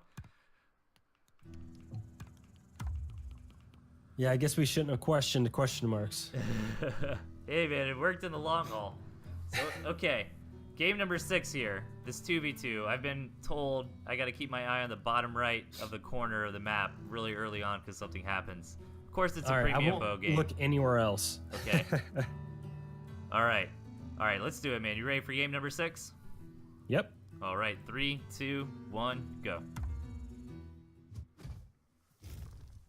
Okay, we've got a 2v2 on our hands here. Looks like spawning in the bottom, we've got Santa and Scotty, and then kind of spread out here in the top, we've got Teddy and Premium Bow. So, all right, something's gonna happen in this bottom right corner real quick, man. Let's see what it is. So I imagine it has something to do with that high ground next to Red's base. That's a good theory. Do you think? Huh. Wait. I could see like him taking that base and then putting MGs up on the high ground, but I don't even know if the territory. I said the team's wrong here. Actually, is it blue and green are together? Wait, hold on. What am I seeing here? Yeah. Oh. Blue and green are together. Oh. And red and yellow are together. What? Okay, I see what's going on. Okay. Dude, what in the world? I don't even feel bad for making that mistake. Like, look at blue and red here. How are they on opposing teams? That's some great map gen. So the big reveal was that Premium Bow came down to the bottom and placed that turret right there, basically denying 3 of those farms from Scotty. And Scotty kind of freaks out, places a turret of his own, but Santa's coming in here already, and he's got the ferrets as well. Oh my god. That's a gutsy play going for ferrets at this point. Well, he'll be able to afford... It's actually not too bad unless Premium Bow decides to come in from behind. That could be an issue. Oh my god. This is insane. I think this is absolutely the right play out of blue here, man. Like, he's got that turret to keep him safe, and then once he gets that ferret, I mean, Scotty's basically knocked out of this game, right? Maybe even sooner. Like to see, man, where is the squirrels from Premium Bow? He needs to come help his teammate out. Or, not from Premium Bow, from Teddy. He needs to come help his teammate out. Well, he has units. Dude, Teddy's just in shock right now. Are you kidding me? He's like, what is going on this game? I'm actually really confused at... Oh, this is a free-for-all, isn't it? Is this a free-for-all? This isn't a 2v2. This is a free-for-all. Wait. No. No, it is a 2v2. If you look at their visions, Premium Bow and Santa share a vision, right? Man, I'm so confused right now. Like, yeah. What is going... it is definitely a 2v2. It doesn't seem like it, though, but... Yeah, I don't know why Teddy didn't come and help or anything. A poor guy, man. He's just probably trying to learn the game or something like that, and then this gets thrown at him. I mean, he kind of did an okay response, I guess. You know, he built a bunch of Tier 1 and got an expansion, but now he's in a 1v2 situation, and Premium Bow and Santa just kind of got to sit back and relax and, you know, win this game over time.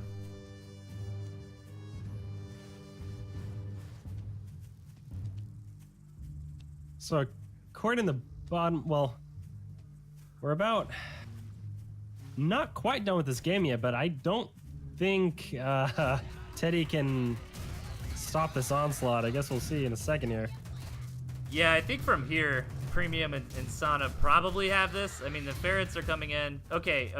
The chat is yelling at me because I missed it, but we'll reload the replay and get to what you're talking about in a minute. He was saying those pigs, their starting pigs are actually firing at each other, red and blues. Oh yeah. I'm wondering if the MG killed it or one of the pigs killed each other. That's rare. You don't see that often. Yeah, I actually do want to show that. So after this game, I'll just reload it real quick and take a look because I've never seen that before. Hey, Jed Erickson, thanks for the cheer, man. I appreciate it. But yeah, I mean, God, at this point, what can Teddy really do? You know, he's trying his best. He's got some MGs up, you know, he's trying to get some economy going. He's got this nice little base that he can take, you know, more of an actual pocket, if you will, but there's a little bit of entry, you know, through the water right there, but kind of safe. Yeah, that entry is exactly what Sana's gonna do to get a flank attack going on poor Teddy here, man. So in the casting meta of 2v2s, we gotta keep a lookout for if the teammates even spawn next to each other.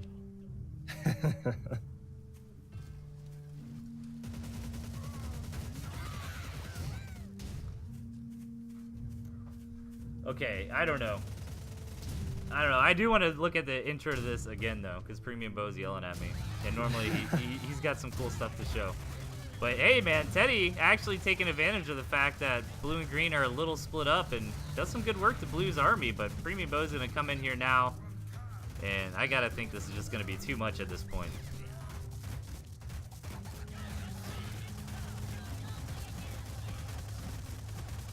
That's going to be it. Okay.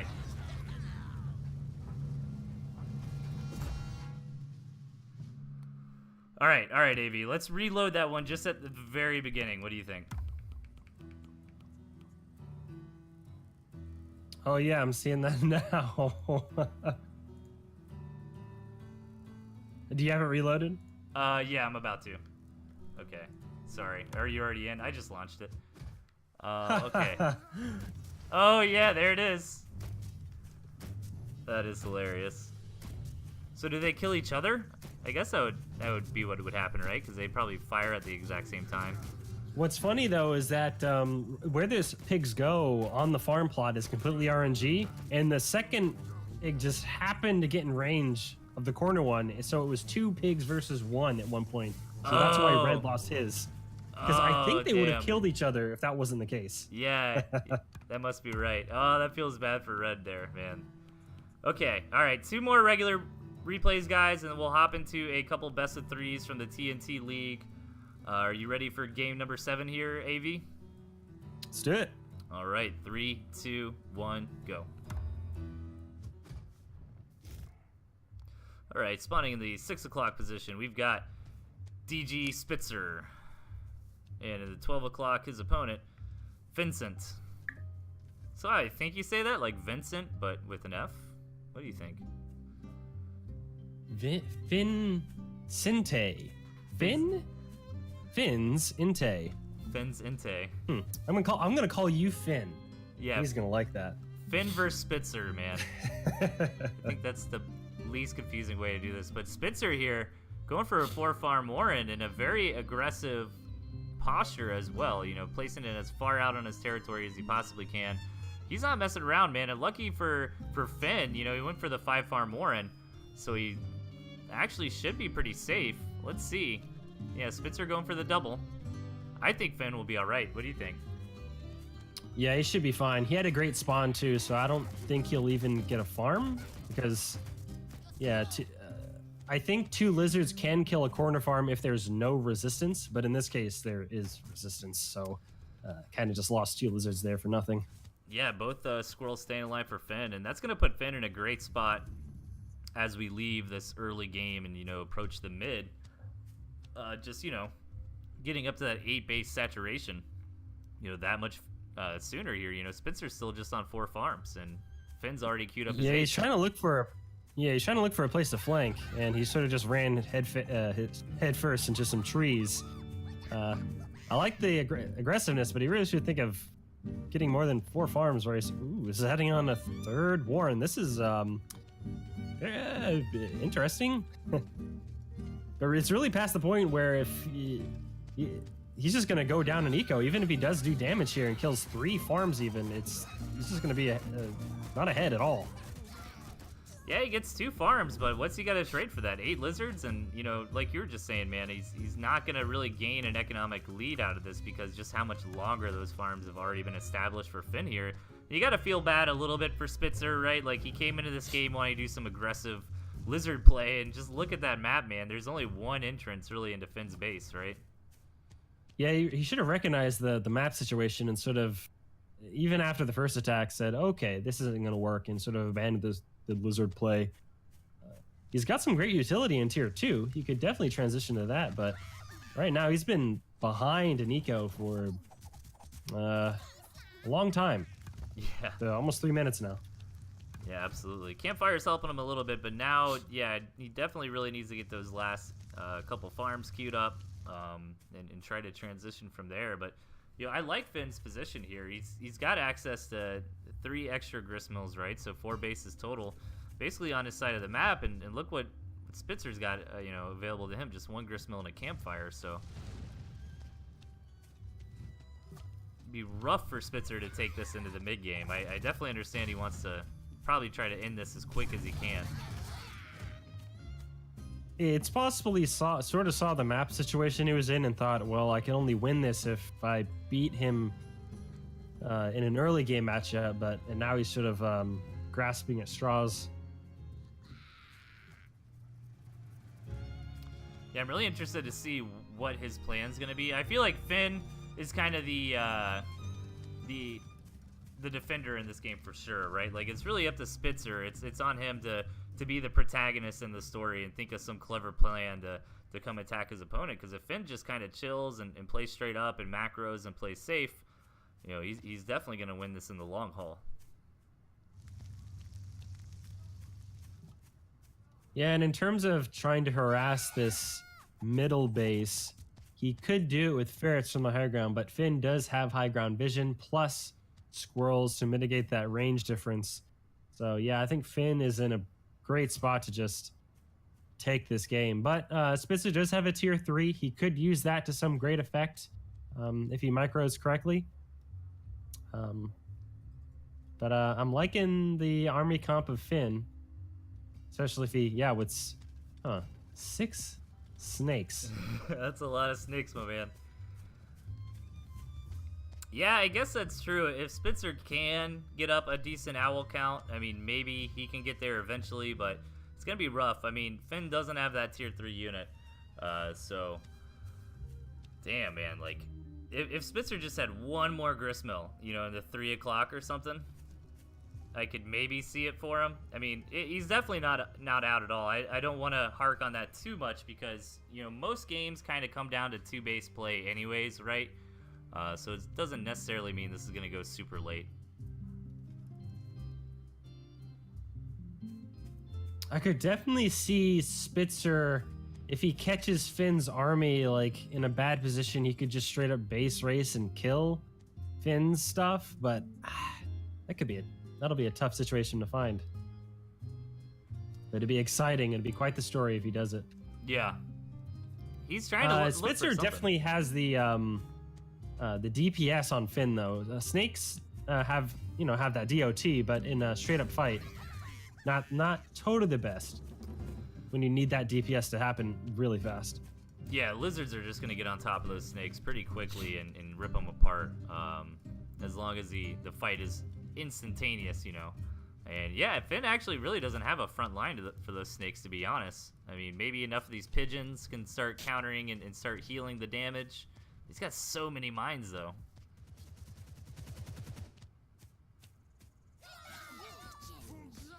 You know, just in sheer DPS with lizards plus falcons, Spitzer could definitely do this if Finn just keeps committing to these snakes. I think it'll just come down to raw defense versus raw offense. Yeah, it's gonna depend too on the tags those snakes can get on the falcons in the big engagement, right? Like if Spitzer's keeping those falcons safely in the back, and can get the damage, you know, done from a nice distance, then that could be one thing. But if there's maybe a missed micro coming into the engagement, you know, those falcons are up front, the snakes all hit them, they can burn through them pretty quick.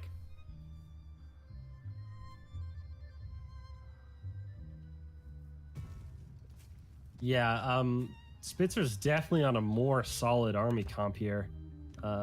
And yeah, I never really seen this before. Mass Snake. I really don't think that'll do well against the just better composition of Spitzer. But again, Finn is in a better economy, so if he holds off one attack, he's probably going to be fine. But against 2 owls potentially, I don't know. Yeah, let's see. I mean, that's really what Spitzer's wanting to do here, right? Is just kind of wait for those owls to get out, wait for them to generate their mice, and try to move in. Because this is the phase of the game that I'm getting really worried for Spitzer. I mean, if you notice, Vincent, it's got that third base halfway saturated up, and I mean, farms look even for now, but that's because DG Spitzer waited so long to take his initial farms, right? So his main base 4 are going to mine out soon, and Finn is going to have a pretty good economic upper hand. That's very true, but I don't know if Finn is using his money very well. I could be wrong. I mean, it really is sheer defense versus sheer offense here. We see snakes and pigeons. They're going to survive a ton of hits and put down a bunch of poison, and we're really going to see if Spitzer's army can last through the entire tank. Dude. The owls still have the bomb, correct? No, they don't. Just the boar has the bomb. Oh, they don't. No. But the Gotcha. look at Finn, man. All he's got are snakes and pigeons. That's it. Like, he has no front line. I don't know, man. I mean, I gotta put my money on Spitzer here, just for having a better composition. I agree. I truly agree. But who knows? Maybe for some reason, these snakes will just survive. But I don't think that'll happen. So let's find out. Wow, those mice actually do nothing. Really? Maybe one snake died? Okay, so this is a problem because now he just used a lot of his mice. Uh-oh. Gonna go in for the big engagement here. He is taking it under those turrets, but oh my god, man, snakes. Are snakes gonna do it? What are we watching, dude?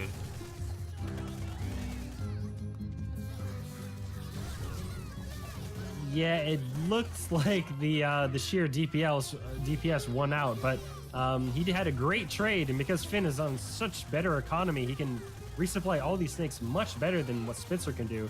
So really, Spitzer really needs to do as much as he can on this one attack, and now he's leaving his army to save this one owl. That's not very good. Yeah, and he takes out that gristmill, but that gristmill wasn't super important for Finn right here. And man, I feel like if Finn wasn't under that turret fire, you know, that whole fight, he could have taken, you know, even better engagement there. But I'm surprised, man. I was surprised snakes even did that well. Just straight up snakes, man. Well, I guess pigeons too. That did help.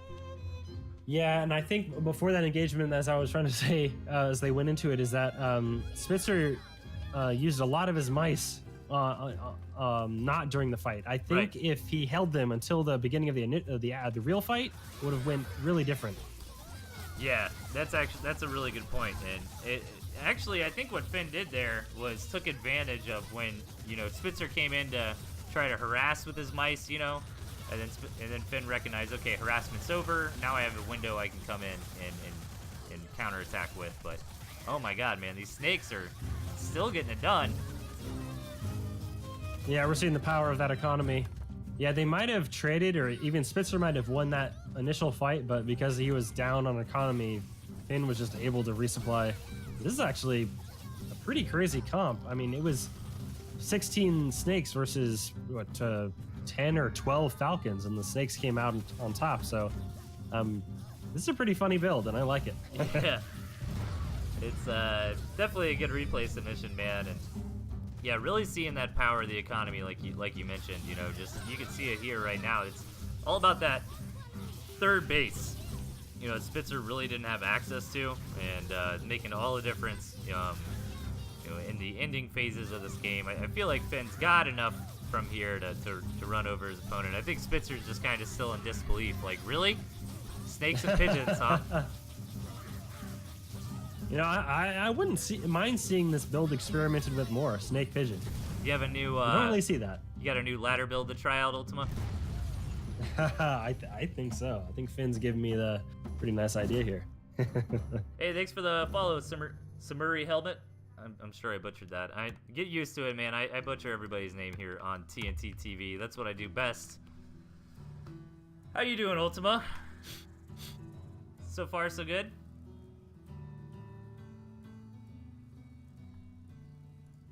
So we got a bonk game coming up. Yeah, game number 8 is approaching. Are you ready to go? Oh, yeah. All right, let's do it, man. 3, 2, 1, go.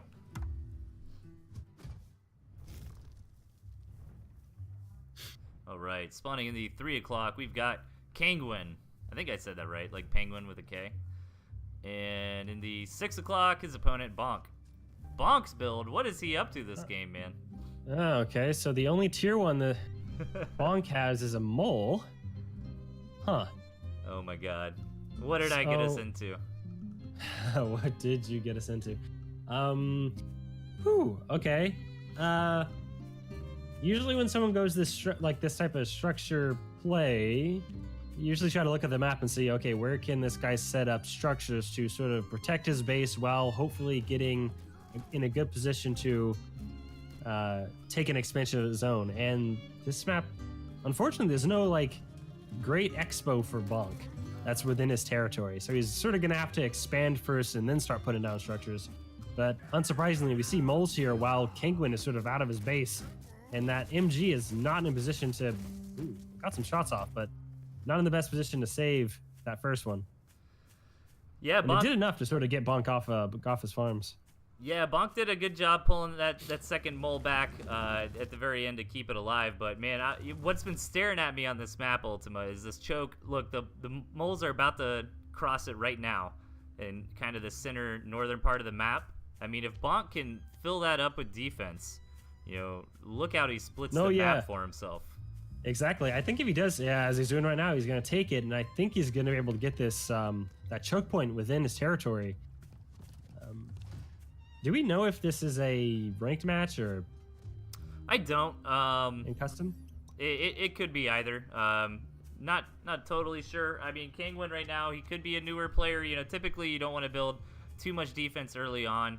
It really slows your build down. The turret he made earlier actually kind of worked out for him because it helped him defend off a mole rush, but no big deal. You know, it's a mistake. It's a pretty common mistake people make, throwing down defense early, and he didn't go super crazy with it, just a couple turrets, but yeah, this is it, man. This is the bonk choke point here. Do you think he's gonna get it off? 100%. God, he's going now he's hard. getting down. Yeah, now he's getting down a balloon, so that'll sort of fend off the ferrets against his MG. Then at some point, I imagine he'll put down a drum fire because he has enough money for it. 2, in fact, he wants to. Yeah, and he started this big Great Wall of Bonk up here in the front, like, before even taking 8 farms, man. So the game plan really was get this established. Okay, now I'd love to see Bonk, you know, just go on in a crazy eco boost, you know, saturate up 2-3 bases fully and just start pumping out owls. You know what would make Kingwin just out of his mind is if he knew of this campfire behind. Okay, that's kind of weird. that drum fire there. But if he knew about that campfire behind Bonk's base, build the campfire, put some warrens down, and then just kill him from the backside, like a good old flank attack. Yeah. Yeah, I think Kangwin's probably a newer player and just didn't realize that there's no attack path through there. That's probably why he put that drum fire there, you know, thinking he could get flanked.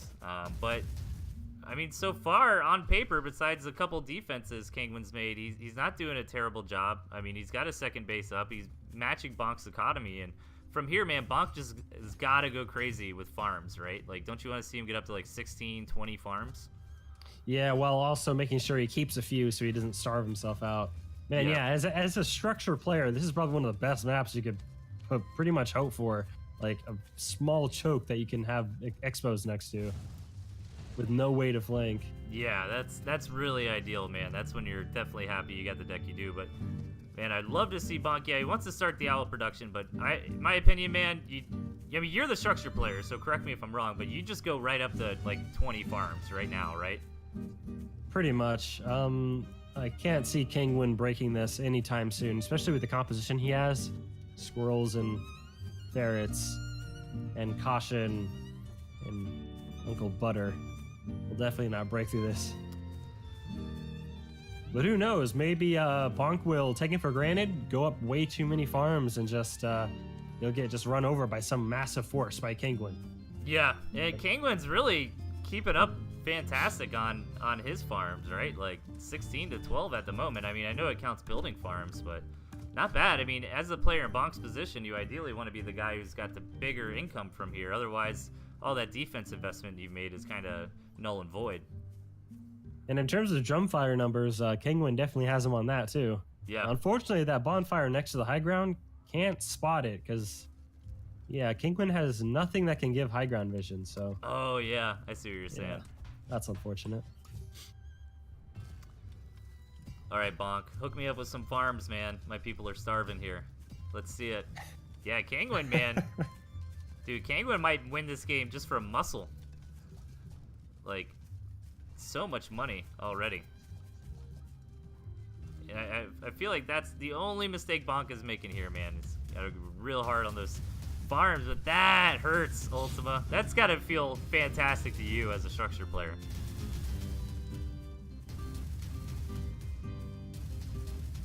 Oh man, that balloon gave great range for that for that drumfire. Yeah. Yeah, it was phenomenal for Bonk there, man. Dealing with, I think he got a structure. You know, considering that Bonk doesn't really have that much units right now, if Kingwin went like a bunch of ferrets, that could really work against this build. Because it would just melt all the offensive ones, and then I guess he would just have to run through the barbed wire to kill that. Yeah, I wonder what you do if you're Kangwin here. I mean, I guess build a lot of squirrels and ferrets, obviously. He's opting to go for foxes, which these balloons and turrets are going to zone out very effectively. But man, able to hit the gristmill too there. That's maximum range. And maximum damage. Maximum bonkage here. Maximum bonkage.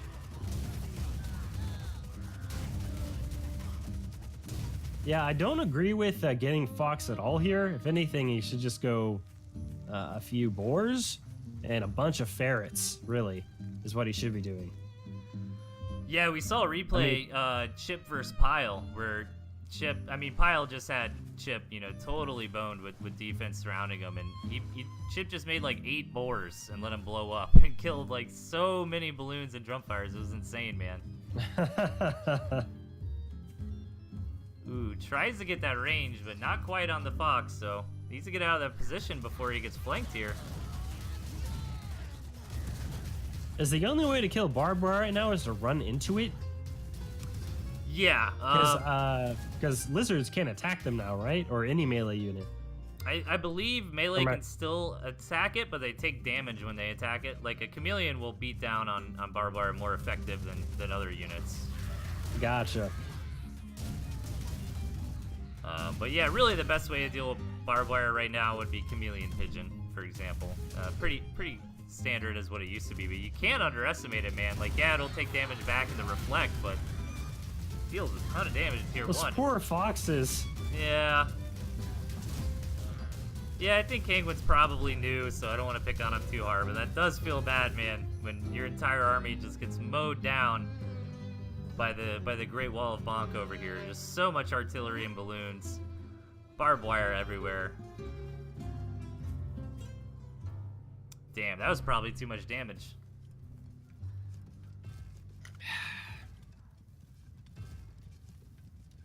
And I think Bonk's kind of getting to that critical mass that he needs, right? Getting up to 3, 4, 5 owls. He's claimed most of the gristmills. He's got that healthy economy now. Man, and denying that third base from Kangwin just for free with the drumfire cannons too, dude. Yeah, the great state of Bonk has been established.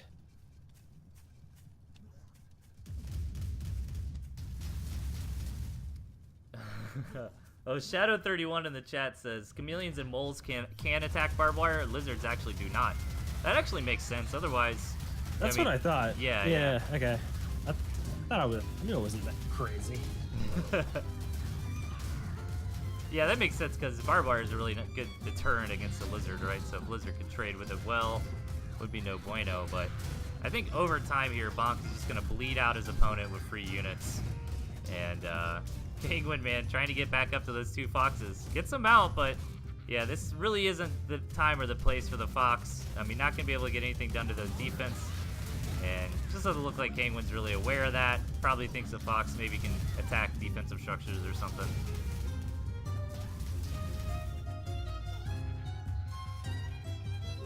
And I think that's gonna be it, man. Indeed.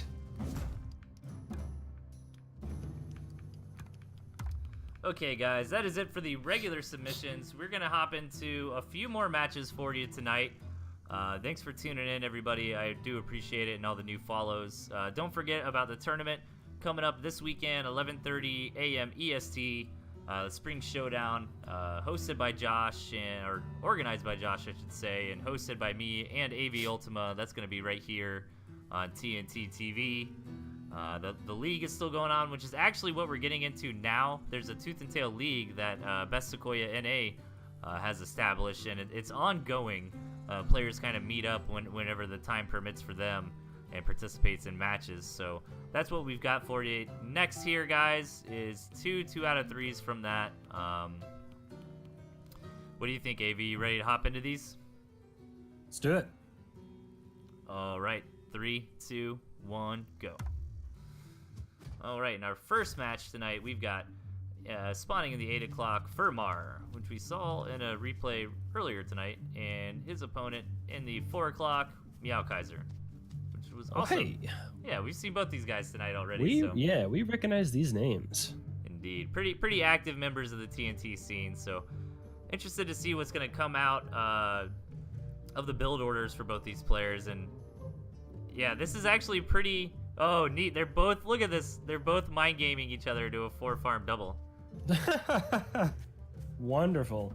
Although we're seeing squirrels from Meowkaiser, which aren't really the best at being this sort of 4-farm play because it takes them forever to get across the map, and you need. Okay, so what Meowkaiser just did is actually kind of dangerous because if Firmar decides to keep going with that attack, he's going to get some damage off here.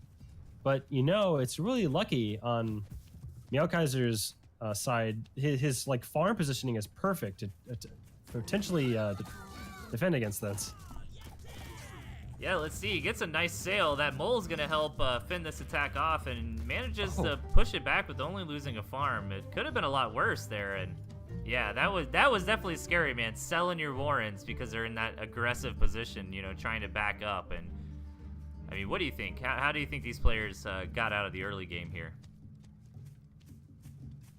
On any other map, that selling the early Warrens like that could have spelled doom for Meowkaiser, but he placed his Warrens in great spots, sort of defend the corner here, and that other second Warren away from the lizards, and only losing a farm, so really great response. Yeah, it looks like Meowkaiser's Although I wouldn't completely recommend it if you don't have a map where you can like fall back on good choke points. Yeah, I think it was kind of a quick decision by Meowkaiser there, because if you notice around his main base, there's not really those like money spots to put your Warrens, right tanking in front of your farms, so I think he kind of pivoted and was like, all right, I'll just place them aggressively and try to make something get done that way. But overall, good reaction, and I think we're going to stabilize reasonably well, Firmar being up slightly.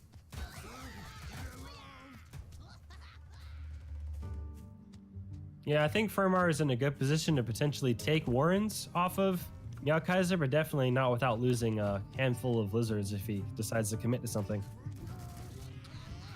Yeah, the only thing that I'm worried for right now is Firmar still hasn't taken that 8th farm, so I think he's about to do that right now. There he goes, beautiful. And, okay, so I'm interested to see where the game goes from here. Firmar's going to continue this harassment with the lizards, but Meowkaiser's in position. I don't think Firmar's going to be able to get anything done. Yeah. It's kind of thwarted back from Meowkaiser. Yeah, in terms of potential expansions, Firmar has great campfire potential, but Meowkaiser has way better potential for expansions. 3 right outside his bases, which can be contested by great lizard play, but considering how far away they are from his main base, I think as long as Meowkaiser plays this right and gets the expanses in a timely manner, yeah, he's in a great spot. But then again, Firmar has that tier 3, so if it does go late, he could pull out a composition advantage with it. Yeah, you had some like grade A level spin there, man. Like looking up for, you're like, well, he's got some campfires. I mean, look at all these gristmills are just right in Meowkaiser's face, and Firmar knows that and realizes he needs to get something done. He's gonna probably wait for these chameleons, try to establish a front line. I like him taking that gristmill a lot, actually. It's gonna be rough, but if he can get it there, it's gonna help his split much better. Nice little attack out of Firmar there, getting a couple pigs, backing off, just losing a few lizards. When Meowkaiser coming in, though, chameleons are here for both players, and so far, Meowkaiser trying to push on the momentum of Firmar sacking a lot of lizards to kill those pigs. Doing a good job. He's going to push the issue with a couple moles here. Do you think he's going to have enough to break? He definitely has enough to just pick at the Warrens if he needs to, because he has the range advantage, but I think he just lost too much, and there it goes. Definitely a good game. Well, I was hoping it would go a bit longer than that. I had more stuff to say, but you know what? Tooth and tail, that happens. So yep. Just got to roll with it. That's right, man. It's a game of improv. That was actually really smart attack timing from Meowkaiser, capitalizing. Okay, you traded a lot of your lizards there to get economic damage done. That's going to hurt me over time. Right at this very moment, my army is bigger than yours, so I'm going to go counterattack, and was able to push the win out of it. So smart play there. Yeah, I'm really happy that Meow recognized, wow, he just used like a decent amount of his lizards killing those 2 pigs. So me knowing that, I'm going to go in with I think is my superior army and just kill him. Yeah. Which I've seen so many times. That was a great recognition on Meow's part. A very decisive victory. Hey, what's up, Meowkaiser? Just joining us in the chat. You're just in time, man. finished watching Jumanji, the new one or the old one? Oh, I love Robin Williams. Yeah, didn't they just came out with a new one, didn't they? They did. Yeah, I have no idea. With But like Kevin Hart and Dwayne the Rock Johnson and 2 others, I think. Oh, boy. Jack Black? Man, what a cast. yeah, but that old Jumanji, man, with Robin Williams is definitely one of my favorite movies growing up. But all right, This man. part of the cast is brought to you by Jumanji. Right? In theaters now. No, don't do that. Just watch the old Jumanji, man. Just Shout out to Netflix that. it. All right. Are you ready for game Are we number 2 ready? here? Round 2. Yeah, let's do it. 3, 2, 1, go. Oh, Meowkaiser says the new one was good, so I'll take his word for it. But here we go, man. Spawning in the 3 o'clock, we've got Firmar again. 0-1 in this series, and his opponent in the 10 o'clock, Meowkaiser, up 1 game. So Meowkaiser wins here. He wins the best of 3, and Firmar's got 2 wins he needs to secure the set.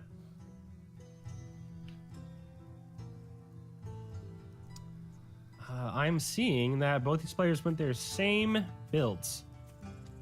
Yeah, And the map is definitely a bit more even. All the expansions are just straight down the middle, probably more in favor of Firmar because it's a bit closer. But again, Meow sort of has that, or one of the players has that camp they can take. It sort of levels the playing field. Yeah, I actually like to see this RNG a lot because in the last map, the Gristmills are really kind of favored towards Meowkaiser. This time around, they're favored towards Firmar, but hold up. I mean, we might not get to that phase of the game because Meowkaiser went for a 4-farm double. Firmar went for a 5-farm double, but Meowkaiser really wants to come in here, man, building up the moles. Firmar didn't take lizards this time, so this might work out for him. Wants to abuse this high ground, which he actually might be able to. I think just that very corner is in range of the Warrens. Ooh, possibly. Let's see. Meowkaiser's got a little bit of a squirrel lead. He's got the mole up front tanking. Ooh. But kind of tanked shots before Meowkaiser's squirrels were in position, right? Yeah, exactly. Like that mole wasn't really tanking for anything. It was sort of just tanking for itself, and then it died, and then the squirrel showed up. So that was just a bit of poor control from Meowkaiser there.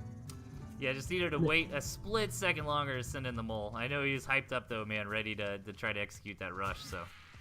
Yeah, but even then, it was a bit too early for a squirrel attack like that.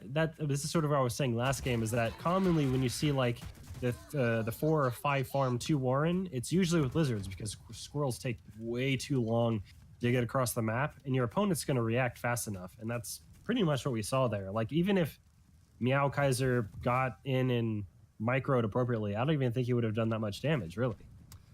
Yeah, and I mean, Meowkaiser bled off so many units in that fight. I mean, if you check out the graphs, you know, Firmar is pretty dominantly in the lead and kind of sniffs that out now and decides to move out. Let's see how much he can get done with his attack. He's up a lot of squirrels right now, and damn, look at that high ground right outside of Meowkaiser's base. That should be very easy for Firmar to abuse. Yeah, Meowkaiser sold a few of his Warrens to get his farms out, but let's see how well Firmar can attack into this. Ooh, the mole comes in and tanks just enough for the squirrels to be able to push this attack back. And okay, a little bit better micro this time. And I think Firmar just stayed in there a little too long and lost way too many squirrels. Yeah, that mole, I feel like, really helped seal the deal in that engagement for Meowkaiser. That was a good little panic reaction mole. Got out in time, and I was kind of surprised. I thought Firmar would take a much better engagement there, but I mean, I guess just the defender's advantage for Meowkaiser, that extra mole. I mean, I think Meowkaiser did a good job of not letting Firmar secure that high ground where he currently is, you know, before that fight started. Oh, Meowkaiser having a sixth sense there and just dodging that mine on the other choke point. If he would have went up that side, it would definitely have been over for him. And now he's sort of just running over Firmar with this squirrel mole composition. And these early game fights sort of just, once you sort of get into it and neither player decides to let up, it just keeps on going and going. It really comes down to those micro moments, as we sort of saw in that one ferret game with all the lost tier 2s. Yeah, and that expansion was pretty greedy for Firmar, to be honest. I wonder if he was just trying to expand his territory a little bit, maybe get a good balloon placement, but Yeah, this style coming out of Meowkaiser of like building a few moles to reinforce a big squirrel push, you know, just works so well in these past 2 games. I mean, look at it, another one coming in here, really giving him the edge he needs and the tempo to keep the push going, and takes a 2-0 win there. Yeah, a few improper decisions made by Fermar there. Getting that expo, as you said, when he was clearly down, and he sort of built a balloon there at the end where it probably would have been better off getting 1 or 2 more Squirrel Warrens. But great sense from Meowkaiser getting that mole out just in time to defend against Fermar's attack, just in time. And good micro past that first initial attack. Yeah, good work from him. Meow's in the chat saying he knew about that mine that you were talking about. Being humble. Okay. Why don't you just let us think you're a superhero, Meowkaiser? Jeez. Come on, man.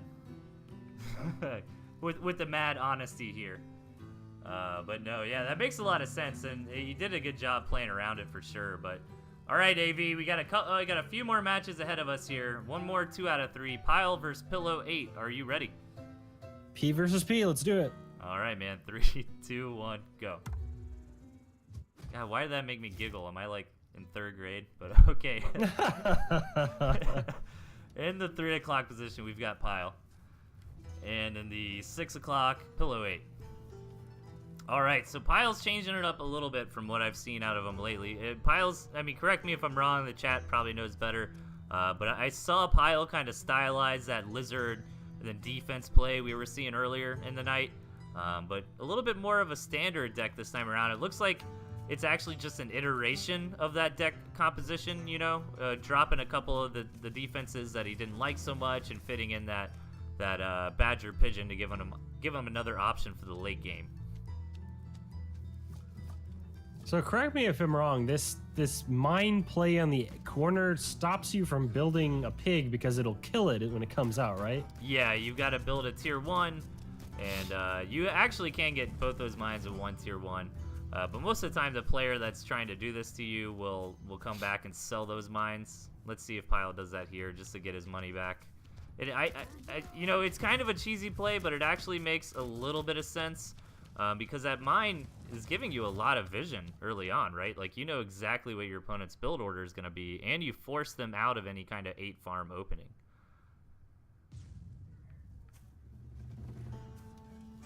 So yeah, 1 tier 1 unit from Pillow just comes in and cleans that mine up, and now we're gonna stabilize into, you know, more standard play. 8 farm, 2 Warren from each player here, and see where these guys want to take the game. How do you feel about these gristmills here, Ultima?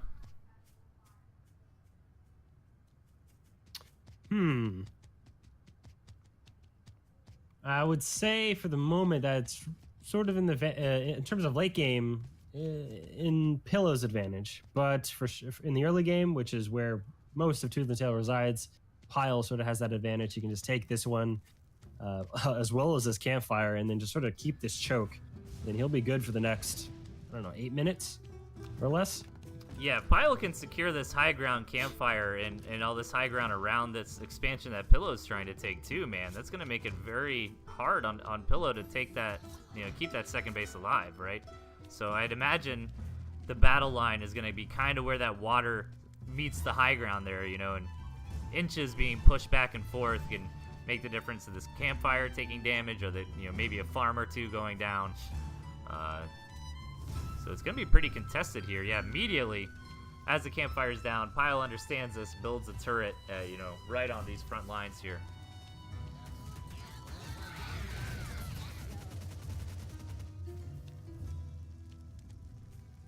You know, what's interesting, this is the first we're seeing of toads, I think. Yeah. Because I think because of that exploit where you can sort of build things on top of it and to kill them. That's why we haven't really been seeing them much lately. Yeah, they don't. But... Yeah, even with that issue, I mean, in some direct engagements like that, man, the Toad, you know, can get some work done. But yeah, you're right. You know what's interesting is if that's still a problem for some players and that's not patched in the near future, you could just stop that by putting your toads on your farms because you can't build on an opponent's farms. Right. Right? Yeah. So, So that sort of invalidates the exploit in a way that sort of keeps you sort of hemmed into your bases, but still, that doesn't totally invalidate your toads. Yeah, that's true. To be honest, I haven't had people do that to me on the ladder, but I could see how that could be an issue, man. But even still, you know, Squirrel Toad is still a pretty dominating factor, especially since people have been a little bit more greedy with their tier 1 selections lately. I would say, you know, like a lot of lizard players are dropping the squirrels, for example, instead of taking both to be safe. So, like, I mean, look at the situation Piles in. He can't tech out of lizards, you know? Well, technically, there's really nothing you can tech into other than the other than Badger. So yeah, exactly. You know, being greedy and saying I don't need that squirrel in my deck because I'm not worried about toads. You know.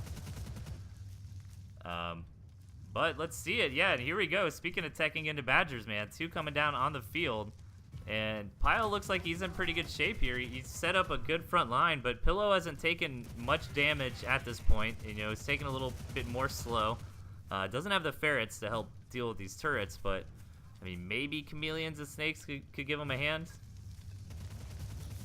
Wow, huh? Pile has his build down pat. Like, he recognizes when the timing he needs to put down his badgers, and then when he does, he put down these excess structures just in case. But if anyone like keeps in mind these timings and watches this replay, and if Pile continues to do this build, sooner or later they're gonna exploit that like 15 to 30 seconds of time where Pile has no units and is just trying to get structures up. So yeah. I think this will most likely be a learning experience for anyone watching, and especially for Pillow right now. But who knows? Maybe Pile could still lose, but 2 Badgers is pretty hefty. But I think we've seen in the past that Mass Snake, if Pillow decides to go for it, could be pretty devastating. Okay, so Obscuchin in the chat is saying Andy pushed out a patch hours ago, and it fixed the thing. So now buildings that have only existed for less than 3 seconds won't make a toad blow up. Okay, nice. I appreciate it, Obscuchin, for keeping us up to date on that. But nice engagement from Pillow, and he's kind of taking that window you were just explaining, you know, in Pile's build here, where he kind of sold off most of his stuff to try to finance this higher tech and try to hide behind his defense. But Pillow kind of ran some numbers in his head real quick and was like, you know what, I can break this, and comes in there and gets a lot of damage done to Pile, man.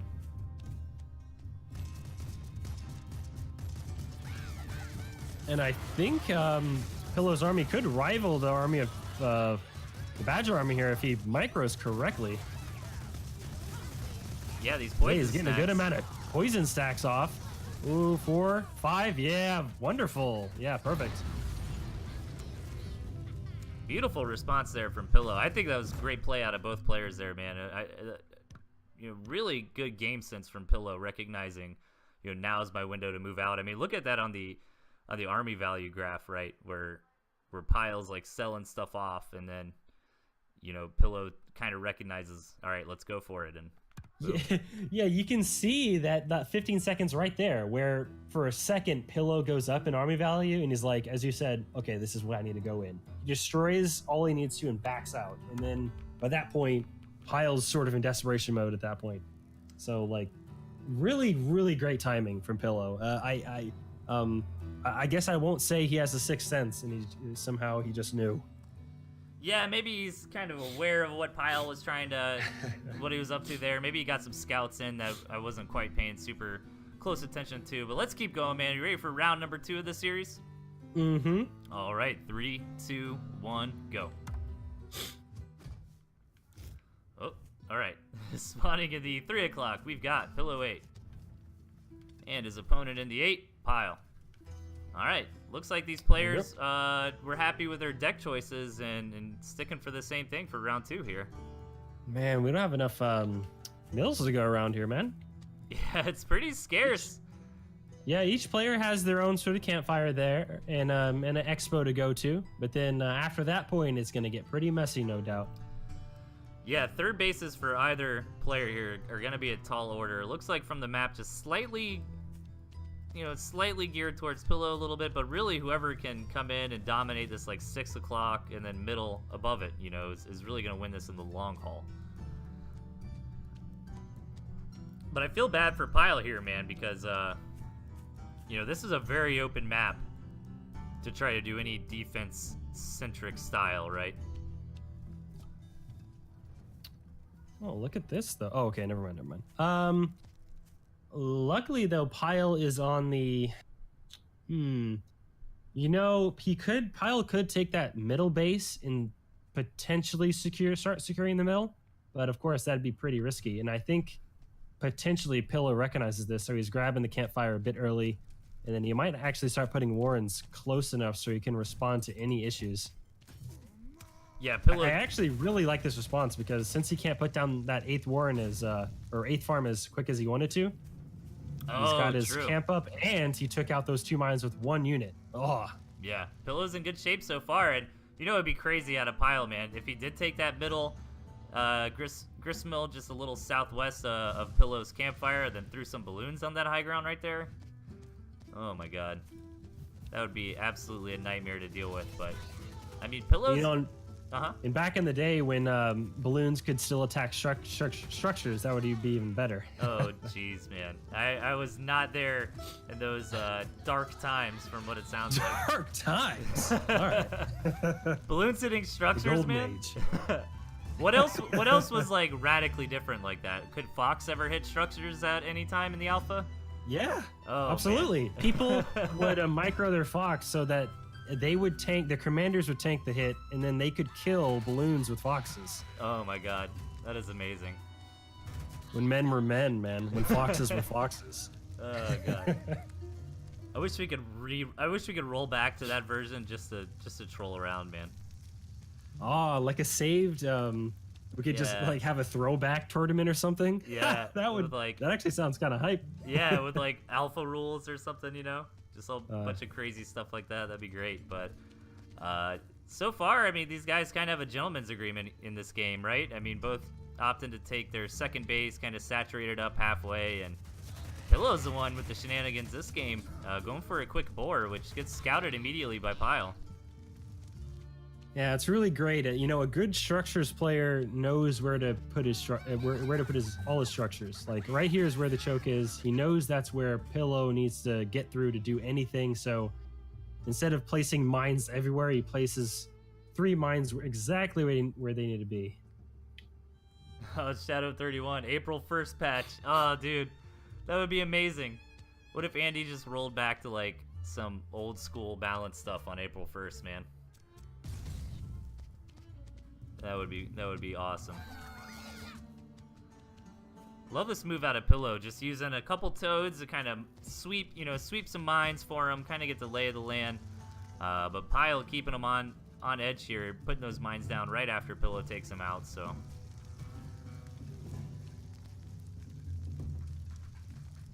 I mean, the boar is gonna make a fairly good minesweeper, for sure, as long as he's got the patience to let it kind of lead the charge a little bit.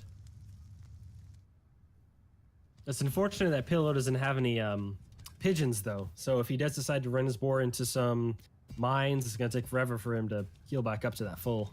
Yeah, that is true. And Pile's getting that deadly army composition out, man. He created a base very quickly to finance up this double badger plus a bunch of pigeons army composition. And this time around, he didn't even really mess around with the defense. And he didn't really need it because Pillow hasn't been up in his face, you know, so... Look at this, man. Just toad minesweepers. Yeah, I think that was fairly good value, but then look at that, Pile just replaces it. But I like how Pillow's not really scared of it. Ooh, that was a good hit, though. And yeah, I don't think he should go in because that was a pretty good hit. Now, half of his squirrels are on 1 hit. He's put his face in the boar, though. He really wanted to hit this timing. As soon as that boar completed and could march over the map, he's in his opponent's face, and... Let's see if it's enough, man. The 2 badges are out, but they don't have any pigeons really healing them. They got poison on them. Snakes do a great job at kind of dealing with tier 3 compositions. Boar goes down, and if Pile will keep his badger alive, that's going to be a big deal for him. Yeah, I think Pile really should have committed his other units to the attack, but he was sort of microing them alongside his badger when he should have just sent in his units while microing the badger in the back, but he was sort of doing it with all of them. I think that fight should have went way more in Pile's favor, and that could end up just making him lose. But we'll see. Right now, Pillow has the more army numbers, but still that Badger could mean a whole lot here. Yeah, and you got to be really careful too with your micro to not let your pigeons bleed out too much. You know, almost want to keep them back a little bit, let the Badger run up, tank some damage, you know, come back safe to the pigeon. You know, it's kind of an awkward balance you have to drive with it, because you do want those pigeons like chain healing as the damage is coming in, but you know, you're just bleeding off pigeons left and right. I mean, they aren't free, you know. And man, where is the army of Pile? Like, I guess he's this is where sort of the issue with having the double tier 3 comes in, is that you just don't have the sheer numbers to tank for your tier 3. Oh, and right now he just pulled his entire army through the pigs, leaving the Badger at just 2 HP. And wow, all that army value going to trying to kill a Badger that didn't die. Wow, that could be the great turnaround for Pile to help him win this game. yeah, I'm so shocked that Badger stayed alive, man. Pillow's got to be feeling bad after that engagement, but he's not out of the game yet. He's mustering up another force here, and I mean, God, look at this. Is so crazy, man. I mean, a Badger and 9 pigeons, dude. I can get a lot of stuff done. Yeah, he like, even though Pillow has the army numbers, it's just Pile is microing so well for it. The Badger is so worth it right now. Let's see if he can continue that march. Oh, he's lost all his pigeons though, and now the Badger's at 5 stacks, and I think that might be it. He has no money to get all those Badgers back, but let's hopefully Pillow doesn't waste too much time just ending this game. Yeah, nice panic reactions here from Pile, just selling off those Warrens, building a bunch of lizards to help buffer this last fight, trying to get some turrets up. But it looks like Pillow's got just enough to come in here and keep the momentum going and seal his deal. And yeah, that's what it was, man. That, you know, you lose all those pigeons, that Badger goes down right with it. Well, and that's got to be it for Pile. That was a valiant effort.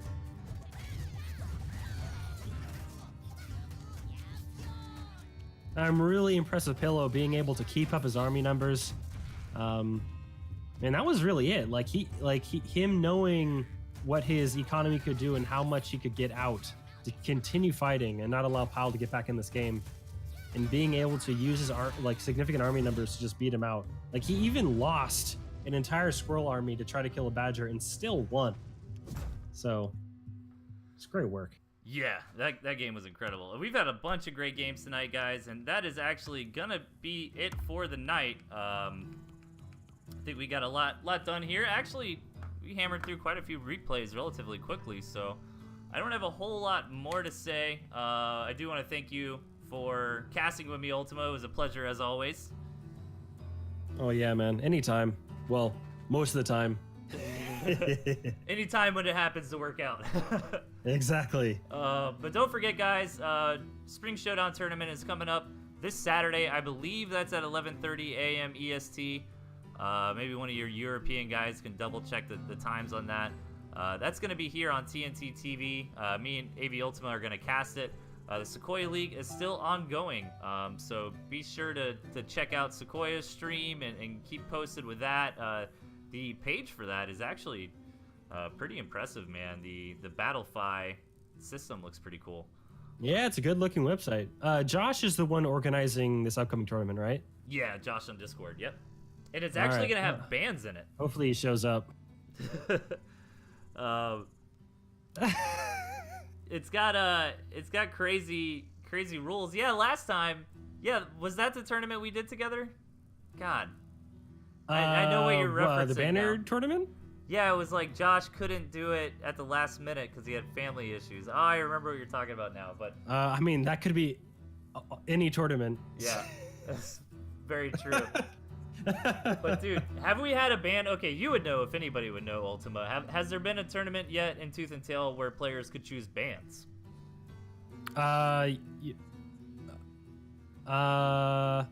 No. I think the only thing we've done even close to that is that we had. Yeah, definitely a new format coming out from Josh here. Yeah, so it's going to be cool to see how it works out. Yeah, it looks like both players can ban 3 units, then the ban will apply to both players. So that's going to be pretty crazy to see. But all right, guys, that is it for us here. Thanks again for casting with me, Ultima. Did a great job as always. I hope everybody out there enjoyed the show. Did you have anything you wanted to plug or mention here at the last minute? Not for now.